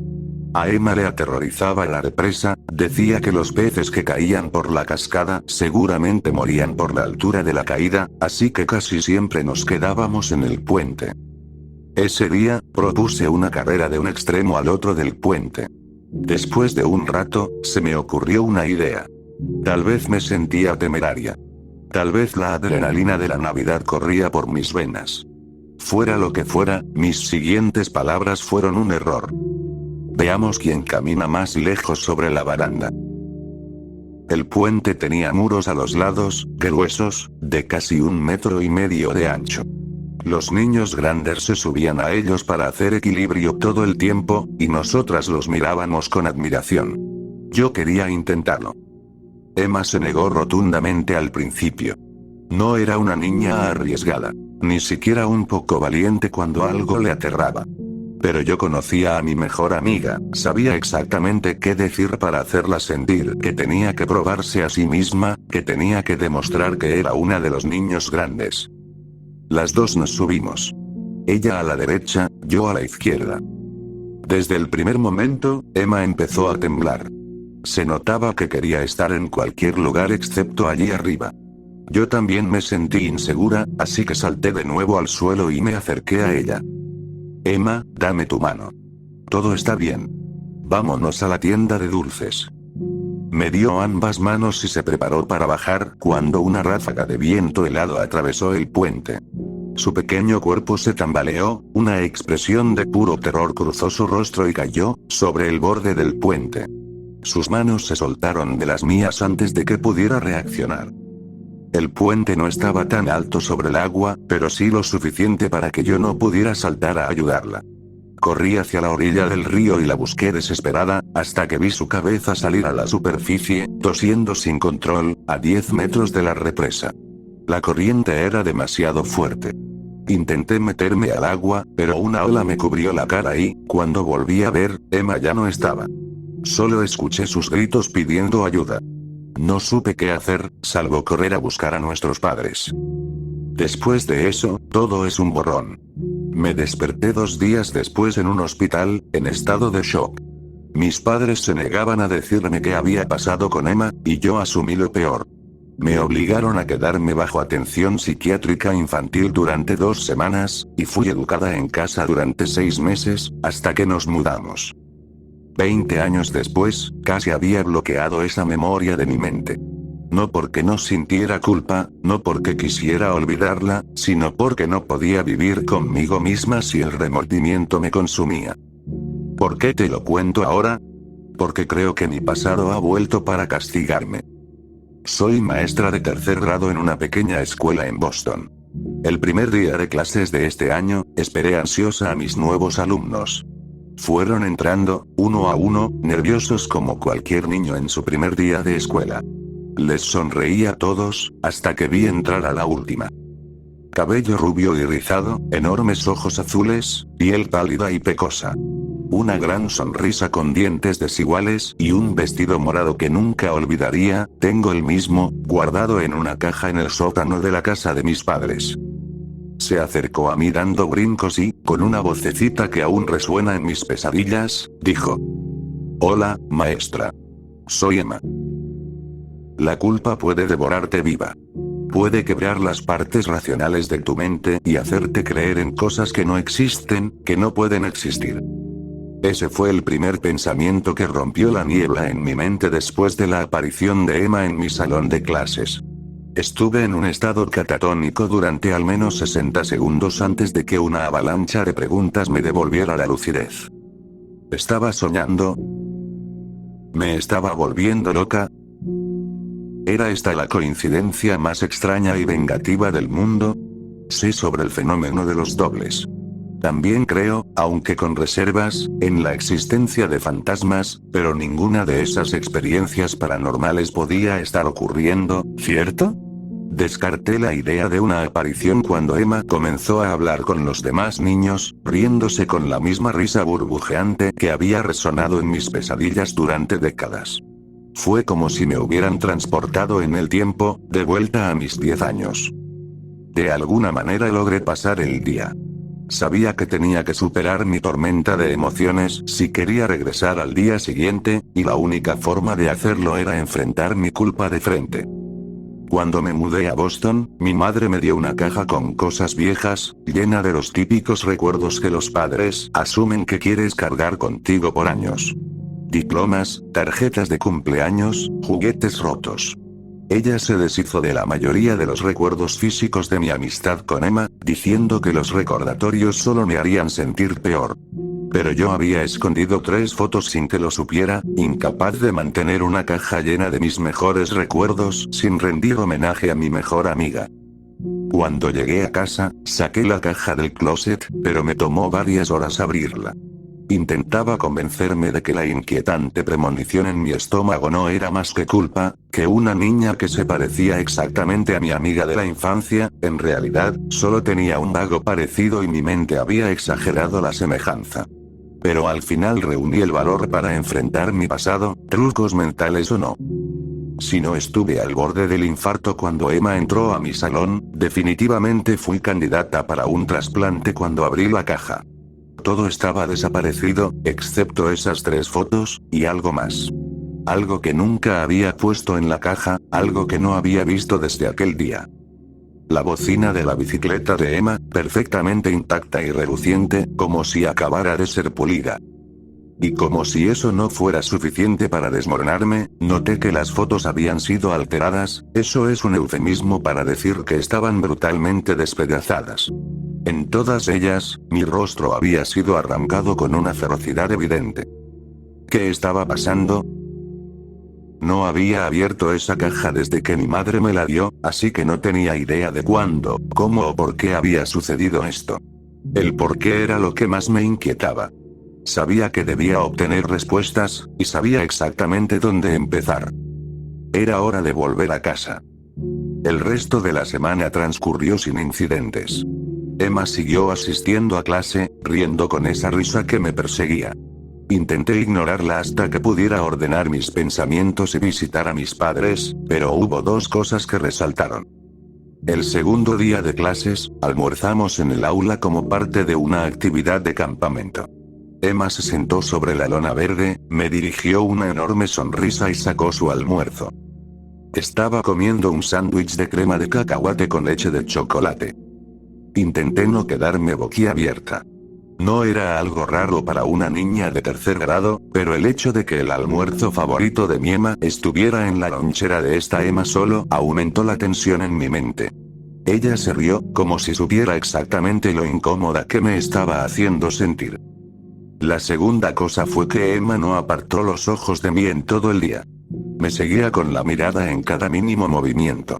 Creo que en este punto, mi imaginación estaba jugándome una mala pasada. Aún me resistía a aceptar que algo extraño estaba ocurriendo, estaba en negación. Viajé de inmediato a Nueva Jersey en cuanto terminó la jornada escolar del viernes. No le avisé a mis padres, no quería darles tiempo de prepararse ni de levantar defensas. Necesitaba, respuestas directas. No habían pasado ni 5 minutos desde mi llegada cuando me senté en la sala con mi madre y mi padre. Saqué la caja de mi bolso de viaje y se la entregué en silencio, dejando que la abrieran antes de hablar. Quiero saber la verdad. Esperaba enojo, soy adulta, pero ellos siguen siendo mis padres, y estaba sacando a la luz un tema que había sido declarado tabú desde hace mucho tiempo. Pero yo también estaba enojada, y mi respeto por ellos se desvaneció bajo la nube densa de esa ira y mi miedo. Para mi sorpresa, ambos parecieron abatidos de inmediato, como si los hubieran descubierto. Como si un secreto les pesara tanto que en el fondo querían liberarse de él. Mi madre habló primero. Eras tan joven. Estabas tan destrozada después de ese día, pensé que un corte limpio ayudaría a sanarte. ¿Un corte limpio? ¿A qué se refería? Me miró directamente, pero sus manos temblaban, haciendo que las fotos cayeran al suelo. No sé por qué nos traes esto ahora, pero si crees que puedes soportarlo, si eres lo suficientemente fuerte, te contaremos lo que pasó ese día. No pude soportarlo antes, eras mi niña, no podías con la tristeza ni con la culpa en ese entonces y no quería sumarle más. Mamá, por favor, explícalo. Rogué. No puedo decirte por qué, pero necesito saberlo. Entiendo por qué me ocultaron lo que sea que pasó en ese momento, pero tenía 10 años. Ahora tengo 30, puedo enfrentar mi culpa y toda la tristeza que conlleva. Suspiró, y de repente pareció 20 años mayor. No me preocupa tu tristeza. Es más complicado que eso. Pero creo que mereces la verdad. Cariño, cuando volviste del río, todos salimos corriendo en cuanto entendimos lo que había sucedido. Carter y Brian, los padres de Emma estaban histéricos cuando llegamos al puente, pero tu padre se lanzó al agua mientras yo me quedé al borde de la presa, buscando algo, cualquier cosa. Y lo vi. Al principio pensé lo peor, porque estaba tan azul. Pero tu padre la sacó y aún tenía un leve pulso, parecía que todo iba a estar bien. Pero no respiraba, y su cuerpo se enfriaba cada vez más. Carter se transformó en otra persona. Fue como si un demonio lo poseyera al ver a su hija muriendo ante sus ojos. Nadie entendió qué. Se le quebró la voz y no pudo continuar. Mi padre tomó la palabra. Carter la envolvió en una manta, la acunó como a un bebé y comenzó a alejarse. Le gritamos que se detuviera, el auto estaba en la dirección opuesta, no quería llamar a una ambulancia o llevarla al hospital. Brian, ella estaba ida. Si Carter era un demonio, ella era un fantasma. Sentada en el suelo, mirando el agua, sin darse cuenta de lo que hacía su esposo. Todos estábamos en shock, nadie entendía su intención. Pero siguió caminando, de regreso a la casa, o eso pensamos. Pero cuando llegamos, él no estaba allí. No los volvimos a ver. Nunca supimos si Emma sobrevivió. Con el tiempo, empezamos a preguntarnos, ¿y si no estaba muerta? ¿Por qué desaparecerían así? Eso fue hace 2 semanas. Ahora entendía el silencio de mis padres, pero no explicaba lo que estaba ocurriendo. Si Emma vivía, no tendría 9 años. ¿Y cómo llegó la bocina de su bicicleta a mi casa? ¿Quién destruyó mis fotos? Necesitaba más respuestas. Necesitaba encontrar a los padres de Emma. Algunas personas dicen que la búsqueda de la verdad es un acto egoísta. Que buscamos respuestas por una salvación personal, que buscamos un bálsamo sanador para aliviar nuestra propia culpa. ¿Es eso lo que estoy haciendo? Ciertamente es lo único en lo que pienso mientras hojeo la guía telefónica en mi frío y vacío departamento. Mis padres me dejaron un único camino útil entre el mar de información. Habían escuchado, a través de conocidos en el ámbito médico, que a Carter le ofrecieron un puesto en el Hospital General de Massachusetts, en la misma ciudad en la que vivía ahora. No sabían si lo había aceptado, pero era la única pista que tenía. Pensé que sería un callejón sin salida, pero en la guía telefónica solo había 3 nombres con el apellido de Emma, omitidos por privacidad. Marqué el primero, teniendo que intentarlo varias veces debido a mis traicioneros dedos temblorosos. Sonó y sonó, sin que saltara el buzón de voz, así que colgué. Tomando aire para calmarme, marqué el segundo número. Me contestó una mujer gruñona llamada Mary. Otro intento fallido. El tercero resultó ser una tienda de mascotas. ¿Y ahora qué? Sin más opciones, volví a marcar el primer número. Esta vez, alguien contestó después de 10 timbrazos, justo cuando estaba a punto de colgar. Primero escuché respiración, luego un suave. ¿Sí? Mi corazón se detuvo. No había escuchado esa voz en 20 años, pero la recordaba con una claridad aterradora. Después de unos segundos que parecieron una eternidad, hablé.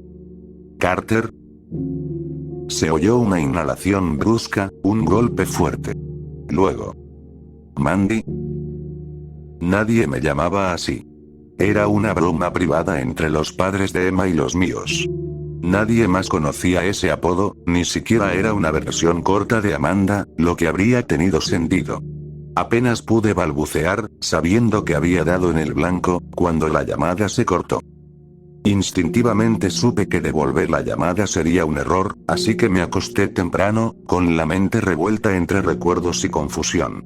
Necesitaba respuestas, y tener a esa doppelganger en mi salón de clases solo hacía que mi hambre de verdad creciera. No tuve que esperar mucho. A la mañana siguiente, cuando abrí la puerta para salir, encontré una caja en mi escalón. Sin estampillas, sin remitente, pero empapada. No había llovido la noche anterior, como si alguien la hubiera sumergido en una tina antes de dejarla ahí. La abrí con manos temblorosas, aterrada de mirar dentro. Era un puente en miniatura, perfectamente construido con miles de pequeños palillos de dientes. Una réplica exacta de ese puente. En la parte inferior, había una nota pegada. Es tu turno de caer. ¿Quién me estaba haciendo esto? ¿El padre de Emma? ¿Su madre? ¿Alguien más? ¿Estaba lidiando con un fantasma, con una copia, o con mi propia imaginación? Fuera lo que fuera, estaba en problemas. Esto no se trataba de culpa, sino de venganza. Cuando llegué a la escuela, mi estómago estaba revuelto de aprensión. ¿Podría enfrentar a Emma sabiendo lo que sabía? ¿Tenía ella algo que ver?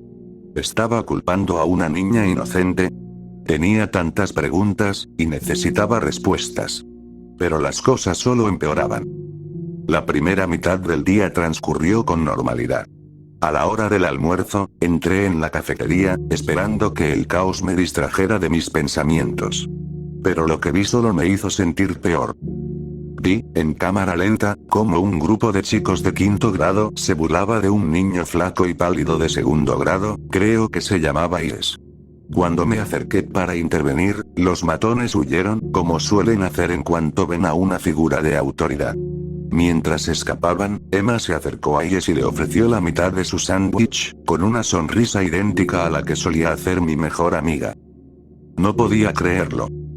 En ese momento supe que esto no era una coincidencia, ni un producto de mi culpa. Algo estaba muy mal. Sabía que no podía llamar a Carter otra vez tan pronto. Pero Brian, si lograba hablar con ella a solas, me explicaría. Entendería. Decidí encontrar su casa e intentar hablar con ella. Pagué un servicio de búsqueda inversa de teléfono para conseguir su dirección y pedí el día libre en el trabajo.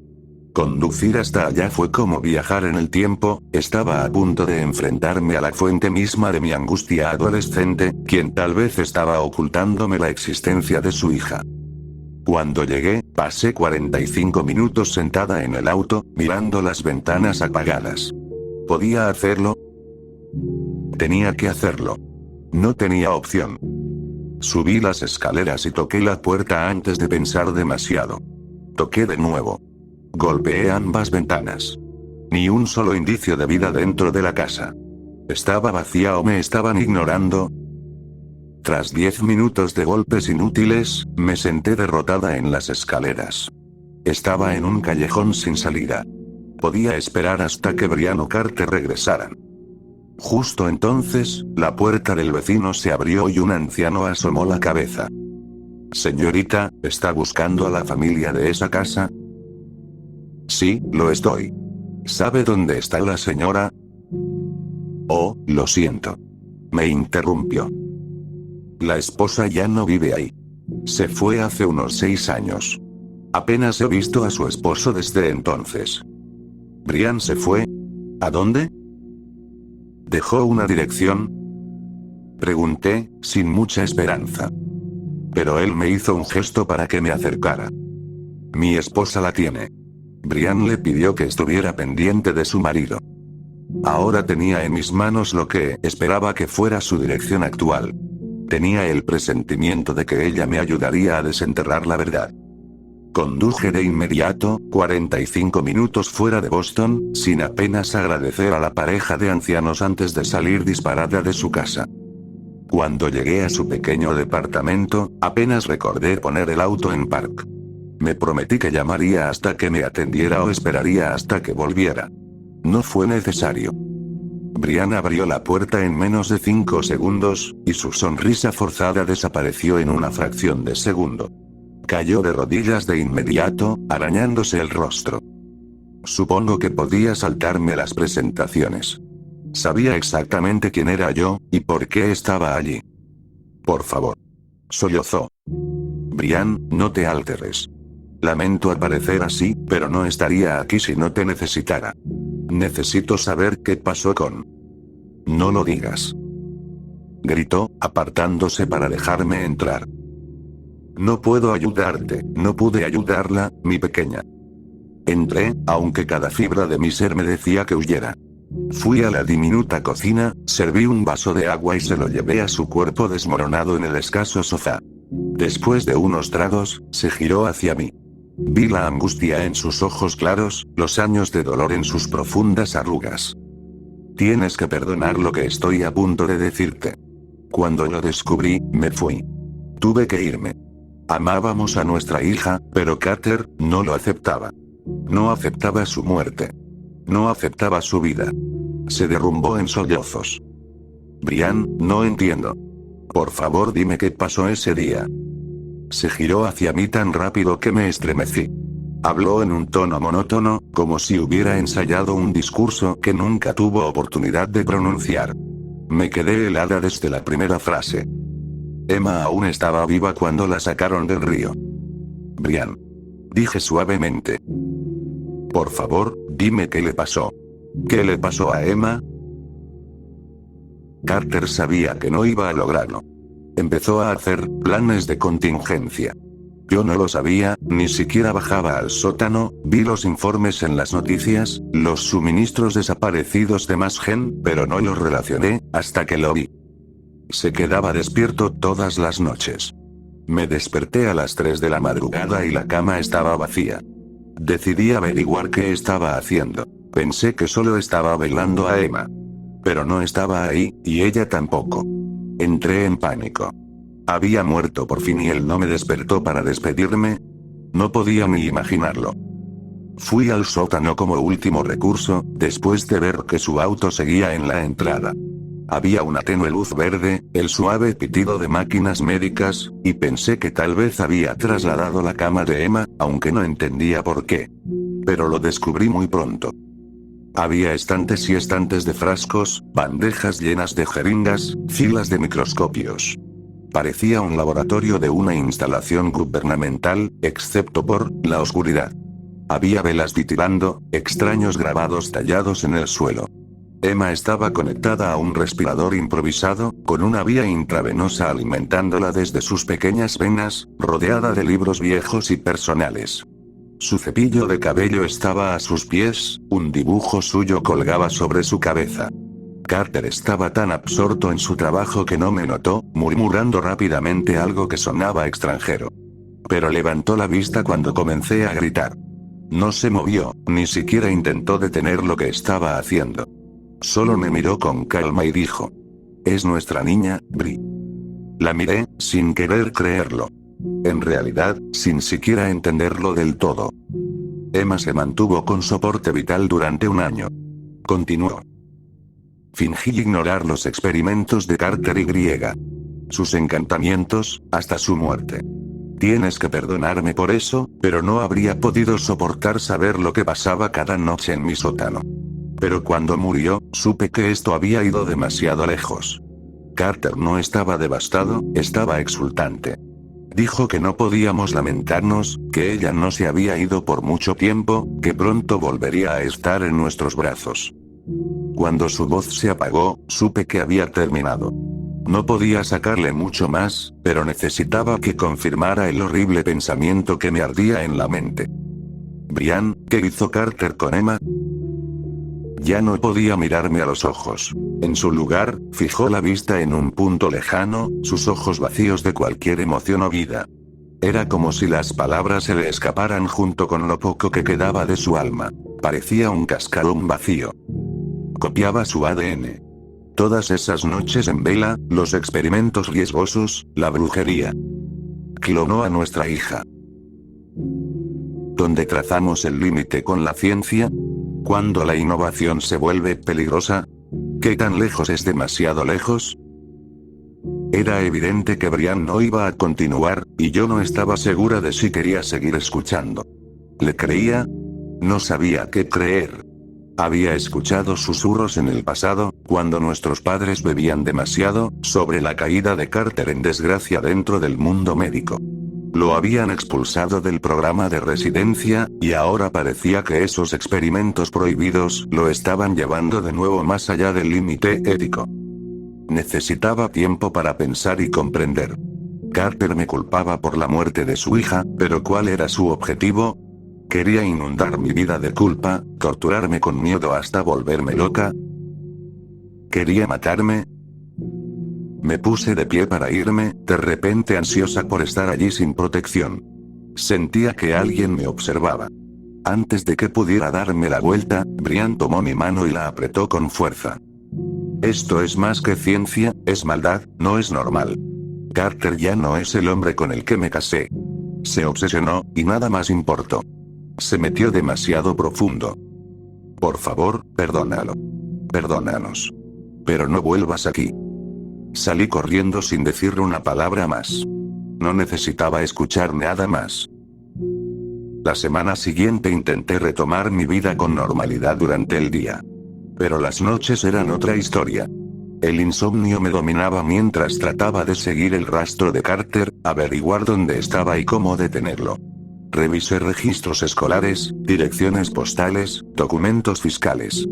Parecía haberse esfumado después de la muerte de Emma con la habilidad de un ilusionista, pero no había desaparecido por completo. Había migajas de pan, y yo las estaba juntando. Pero estaba distraída. Además de la falta de sueño y la tormenta de preguntas en mi mente, las burlas y amenazas estaban empeorando. En la escuela, no podía ir a ningún lado sin sentir la ardiente mirada de Emma. Pero cada vez que me giraba, decidida a enfrentarla, no había nadie. Encontraba notas escritas a mano escondidas en cada rincón de mi aula. Rimas infantiles y canciones de juegos, escritas con tinta morada, resonando en mi mente como lamentos fantasmales. En casa, todo era aún peor. Llegaban cajas todos los días. El primer día, una lata de galletas de avena con pasas, nuestras favoritas, envueltas en papel de seda morado. Entre los bocadillos, cientos de gusanos viscosos y retorciéndose. Al día siguiente, tropecé con una masa destrozada en la entrada. Los restos ennegrecidos de metal eran irreconocibles hasta que vi el brillo de las serpentinas quemadas. Era mi vieja bicicleta. Quise llamar a mis padres de inmediato, pero me preocupaba más saber cómo Carter había entrado a mi casa. ¿Podría seguir aquí? La idea me hizo vomitar de miedo, ensuciando mi alfombra de Potter y Barn. Tenía que salir esa noche. Llamé a mi mejor amiga en Boston y le inventé una excusa sobre exterminadores para quedarme en su casa.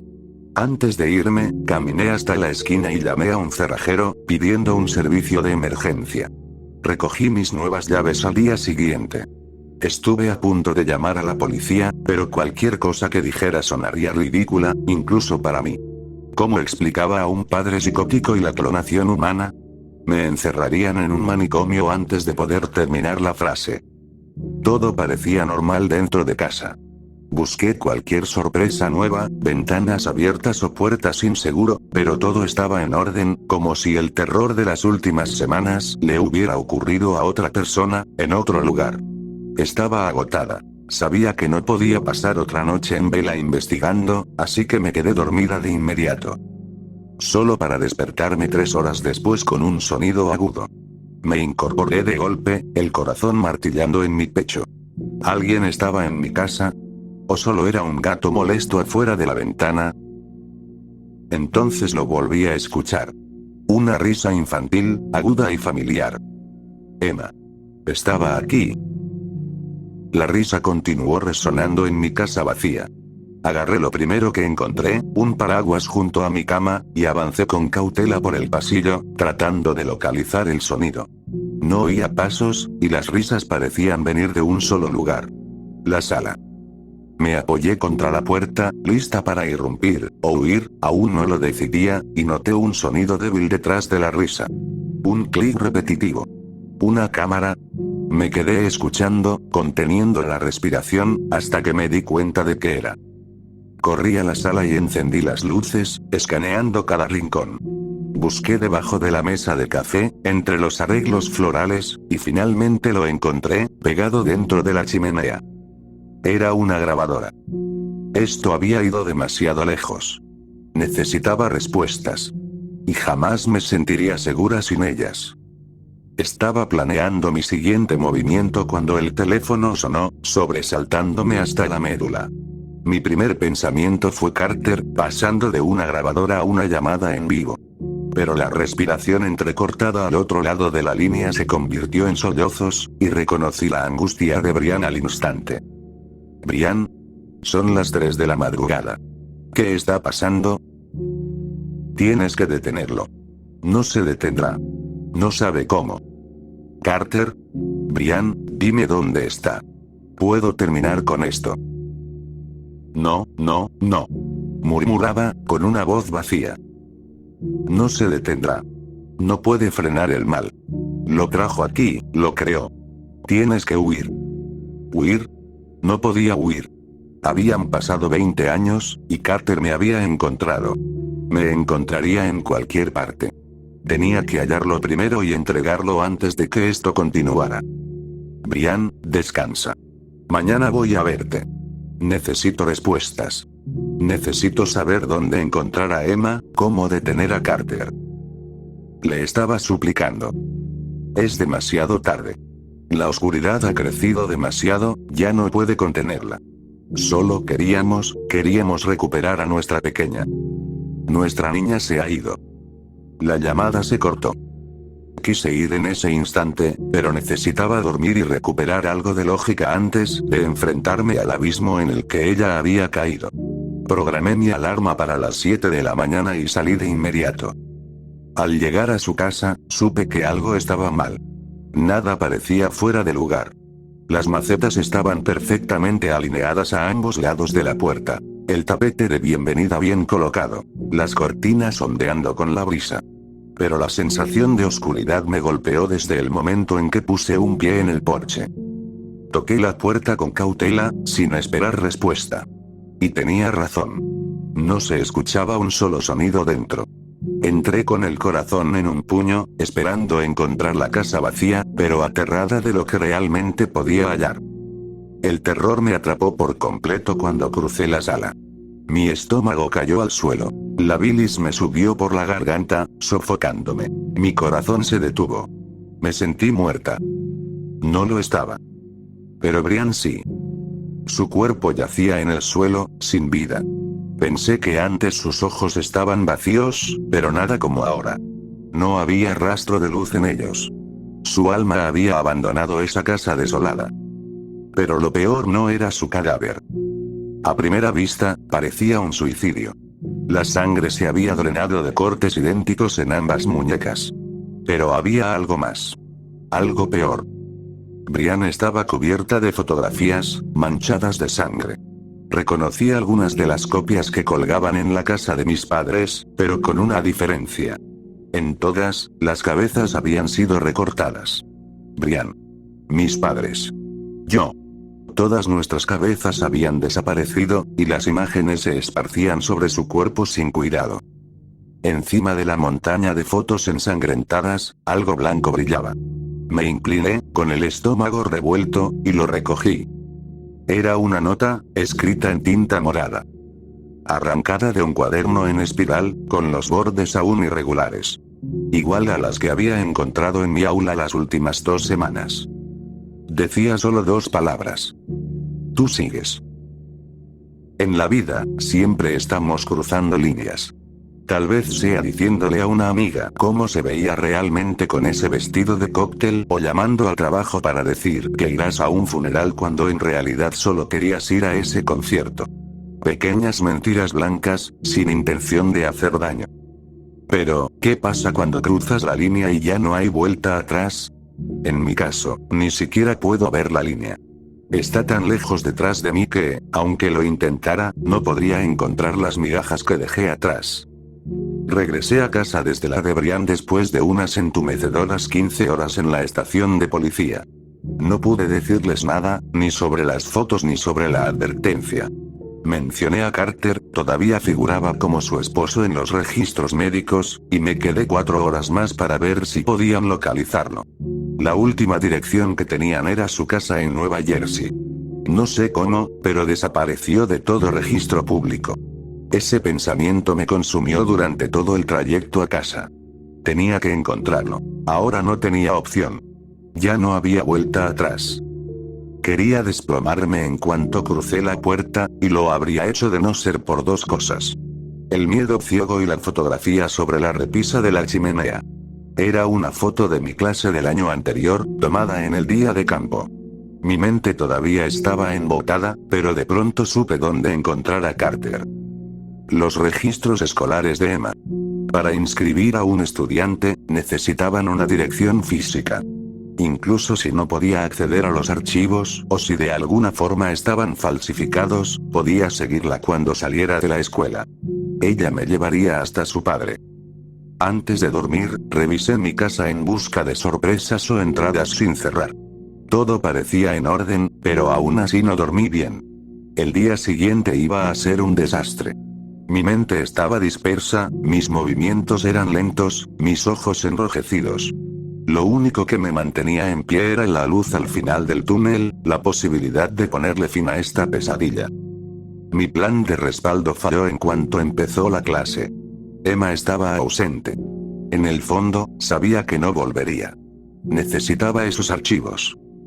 Durante el recreo, fui a la oficina principal. Nuestra escuela es pequeña, solo 400 alumnos en total, y siempre hay una sola secretaria a cargo de la oficina. Tenía que actuar con cuidado. La señora Clanky era amargada y desconfiada, años rodeada de niños la habían vuelto así. Me quedé fuera de la oficina esperando mi oportunidad. No tardó más de 2 minutos. El subdirector la llamó. Era increíblemente desorganizado y tenía emergencias con los archivos al menos 2 veces por hora. Ella estaría ocupada al menos 15 minutos, y eso era todo lo que necesitaba. Me acerqué al archivador y saqué la carpeta de Emma. Había una dirección en el expediente. Se me hacía familiar, pero no podía ubicarla. La escribí rápidamente en mi teléfono, volví a colocar la carpeta y salí de la oficina antes de que la señora Clanky regresara a su puesto. Esa noche, seguí las indicaciones hasta la dirección en el archivo de Emma. Conduje por calles silenciosas, con una sensación de hundimiento en el estómago mientras reconocía hacia dónde me dirigía. No podía ser. Pero lo era. La dirección en el archivo era el hospital. ¿Era otro callejón sin salida o era el comienzo? ¿Era aquí donde había comenzado todo, los experimentos de Carter, su obsesión? ¿Seguiría aquí, robando suministros, realizando experimentos arriesgados lejos de la supervisión de la junta del hospital? Era posible, y era mi única pista. Tenía que entrar. Pasé de largo la recepción mientras la enfermera de turno intentaba atender 3 llamadas a la vez. No podía permitirme ser interrogada esa noche. No había estado aquí muchas veces, pero conocía la distribución general del hospital, y sabía dónde estaba el laboratorio de genética, en el sótano del segundo edificio. A medida que descendía, los pasillos se volvían cada vez más solitarios. Poco a poco, dejé de ver a la gente apresurándose de un lado a otro, hasta que me quedé completamente sola. Tal vez era mi imaginación. Tal vez era el miedo a lo que estaba por enfrentar. Pero sentí que la temperatura bajaba, que las luces se atenuaban, que el oxígeno se filtraba fuera de las paredes de concreto. Me costaba respirar, y cada uno de mis pasos me parecía un anuncio estridente de que alguien se acercaba. Tanto para el elemento sorpresa. Encontré el laboratorio GenLab al final del pasillo. Para mi sorpresa, la puerta ya estaba abierta, con una luz parpadeante brillando desde algún punto dentro. No sé cómo, pero supe de inmediato que algo estaba mal. Era la misma sensación que tuve cuando subí las escaleras de la casa de Brian. Y, una vez más, sentí un miedo aterrador por lo que encontraría al cruzar el umbral. El interior del laboratorio era un desastre. Cristales rotos cubrían cada superficie. Papeles estaban esparcidos por todas partes, como si un tornado acabara de pasar. Los matraces estaban volcados, con sustancias irreconocibles desbordándose por los bordes. Y una larga y evidente mancha en el suelo, desde la mesa de laboratorio hasta la pared más lejana. Sangre. Seguí la línea de sangre hasta la pared, donde un resquicio de luz se filtraba a través de una abertura. Parecía una puerta improvisada, construida torpemente. La empujé hasta abrirla y me arrastré al otro lado. Cuando me puse de pie, todo el aire abandonó mi cuerpo. Intenté procesar lo que veía, pero estaba más allá de mi comprensión. Aún ahora, apenas puedo explicarlo, pero lo intentaré. Las paredes habían sido excavadas y reemplazadas por filas de cápsulas empañadas. Cada fila estaba conectada a una enorme máquina que emitía pitidos en un ritmo constante. No podía ver con claridad, pero cada cápsula parecía contener una figura oscura y encorvada. Solo logré apartar la vista cuando escuché un gemido bajo y sostenido. Había otra figura en el suelo, detrás de las máquinas. Carter. Sus ojos inyectados en sangre se fijaron en los míos. Agarré lo primero que tuve a mi alcance, un vaso de precipitados roto a mis pies. Pero él no hizo ningún intento de atacarme, ni siquiera de ponerse de pie. Solo me miró con derrota. Carter, ¿qué pasó? ¿Dónde está Emma? Tosió, y el esfuerzo pareció arrancarle lo último de energía que le quedaba, si es que aún tenía algo. Pero entonces habló. Fue mi culpa, fui demasiado lejos. No pude decir nada. Esperé mientras él se incorporaba lentamente, apoyándose contra la pared para recuperar el aliento y llevarse una mano a la herida en su cabeza. Finalmente, con voz lenta y llena de dolor, comenzó a contarme su historia. No pude dejarla ir. Era mi pequeña, no merecía morir tan joven. Perdí algo en el río. Una parte de mi mente desapareció. No pude encontrar el camino de vuelta a la luz, me entregué a la oscuridad. Aún tenía mis notas de la universidad. Todas esas noches en vela, intentando jugar a ser Dios. Me la llevé de vuelta a casa. Teníamos herramientas, algunos suministros, pero no era suficiente. Necesitábamos encontrar recursos fuera de Nueva Jersey. Un viejo amigo trabajaba aquí, y lo convencí de ayudarme. Le dije que era simple curiosidad, que solo tenía algunas ideas. Empecé a robar suministros de inmediato. Cuando el laboratorio quedaba vacío por la noche, construí esta habitación.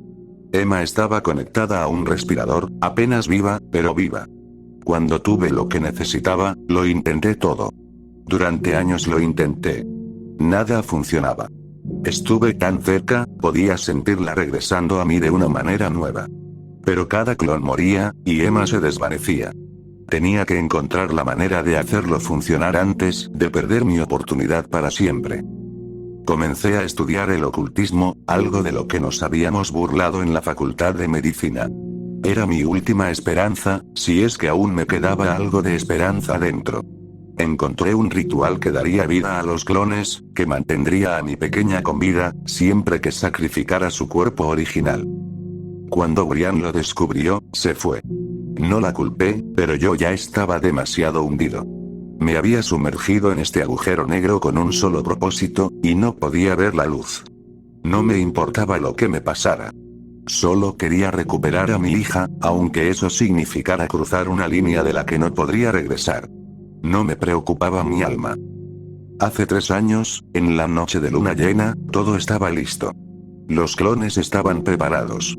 Emma se aferraba a la vida por un hilo. Lloré mientras observaba su pequeño pecho subir y bajar con ayuda de las máquinas. Solo quería verla sonreír otra vez. Comencé el ritual. Por dentro estaba aterrorizado, pero tenía que intentarlo todo. Cuando pronuncié la última palabra, la habitación quedó sumida en la oscuridad. La máquina dejó de pitar, y sentí que mi propio corazón se detenía. No había funcionado. Había seguido cada paso al pie de la letra, los artefactos personales, los símbolos en el suelo, pero estaba jugando con fuego. Podría haberlo arruinado todo. De repente, las velas se encendieron de nuevo. El respirador de Emma seguía sin pitar, y su monitor marcaba una línea recta. Estuve a punto de gritar de furia cuando escuché un ruido detrás de mí, y me giré para ver cómo el primer clon se incorporaba en la mesa. Lo había logrado. Había traído a mi niña de vuelta a la vida. Al principio, todo era perfecto. Incluso parecía tener algunos recuerdos, sabía que yo era su padre, que su nombre era Emma. No recordaba dónde estaba, así que asumí que sus recuerdos eran esporádicos, y que con el tiempo podría llenarle los vacíos. Pero estaba equivocado. Su memoria era selectiva, sí, pero solo retenía un recuerdo, y no supe reconocer las señales hasta que fue demasiado tarde. Emma comenzó a cambiar hace 2 años. Preguntaba por ti todo el tiempo, y cuando le dije que ya no podíamos verte, se volvió violenta. Pensé que era la tristeza por perder a su mejor amiga, pero tarde o temprano entendí la verdad. Desaparecía por horas. Le compré un gatito y, cuando volví del supermercado, lo encontré destrozado detrás del refrigerador. Intenté ignorarlo, tenía de vuelta a mi hija, pero podía sentir la oscuridad apoderándose de ella. Sabía que te había encontrado, y también a su madre, pero no podía advertirles. Ella lo sabía todo. Esta noche consulté a una medium mientras Emma dormía. Me derrumbé y le conté sobre el ritual, y casi se desmaya. Has cruzado una línea con la magia oscura. Me dijo, aterrada. Sus ojos se movían nerviosos hacia la puerta, como si temiera que la entidad estuviera con nosotros. Y entonces dijo algo que terminó de destruirme. Tu conjuro, no puedes crear vida sin dar algo a cambio. Tu hija puede renacer con la ciencia, pero no tendrá alma. Corrí de vuelta a casa para destruir los clones. Era como si hubiera despertado después de 20 años. No quería recuperar a mi hija así. Ignoré los problemas durante 3 años, pero esto no era Emma. No era mi pequeña. Era una sombra, nacida de la oscuridad. Tenía que acabar con ella. Pero ella ya había estado planeando su siguiente movimiento, y supo cuándo atacar. Apenas entré al laboratorio, me golpeó en la cabeza con un microscopio y me arrastró hasta la pared. Recuperé la conciencia cuando tú abriste la puerta, pero está claro que ya se ha ido. Mandy, ella va por ti. La medium me explicó su memoria selectiva, como fue creada sin alma, necesitaba un propósito. El único recuerdo que tiene es el último día de su vida humana. Ahogándose en el río, viendo cómo su mejor amiga la dejaba morir. Emma solo quiere venganza. Carter estaba pálido como la cera. Sus ojos se cerraban cada vez por más tiempo, su respiración era tan superficial que me sorprendía que pudiera hablar. Me sorprendía todo. Había pensado que Carter me estaba atormentando, intentando vengarse por su hija. Estaba tan equivocada. Carter abrió la boca una vez más. Lamento el dolor que te causé, pero tienes que destruirla, y a todas las demás. Señaló débilmente las cápsulas detrás de él. Ella sabe dónde vives, lo sabe todo sobre ti. Te estará esperando. Ten cuidado. Su cuerpo comenzó a desplomarse, y corrí hacia él con lágrimas en los ojos. Sus párpados cayeron por última vez, y con un último esfuerzo, murmuró sus últimas palabras. Lo siento. Después de un último aliento tembloroso, murió. El enojo me consumió, devorando cualquier miedo que me quedara. Conduje a toda velocidad hacia casa, lista para acabar con esto de una vez por todas. Los amigos más antiguos de mis padres estaban muertos, a manos de mi amiga de la infancia. Pero ella no era humana. No era Emma, no era la amiga que amé cuando era niña. Esperaba encontrarla esperándome al entrar, pero la casa estaba vacía, salvo por una nota en el suelo. La recogí con las manos temblorosas. Encuéntrame al final. Una orden directa, escrita con la tinta morada que conocía tan bien. Supe de inmediato a dónde tenía que ir. Estaba regresando al río.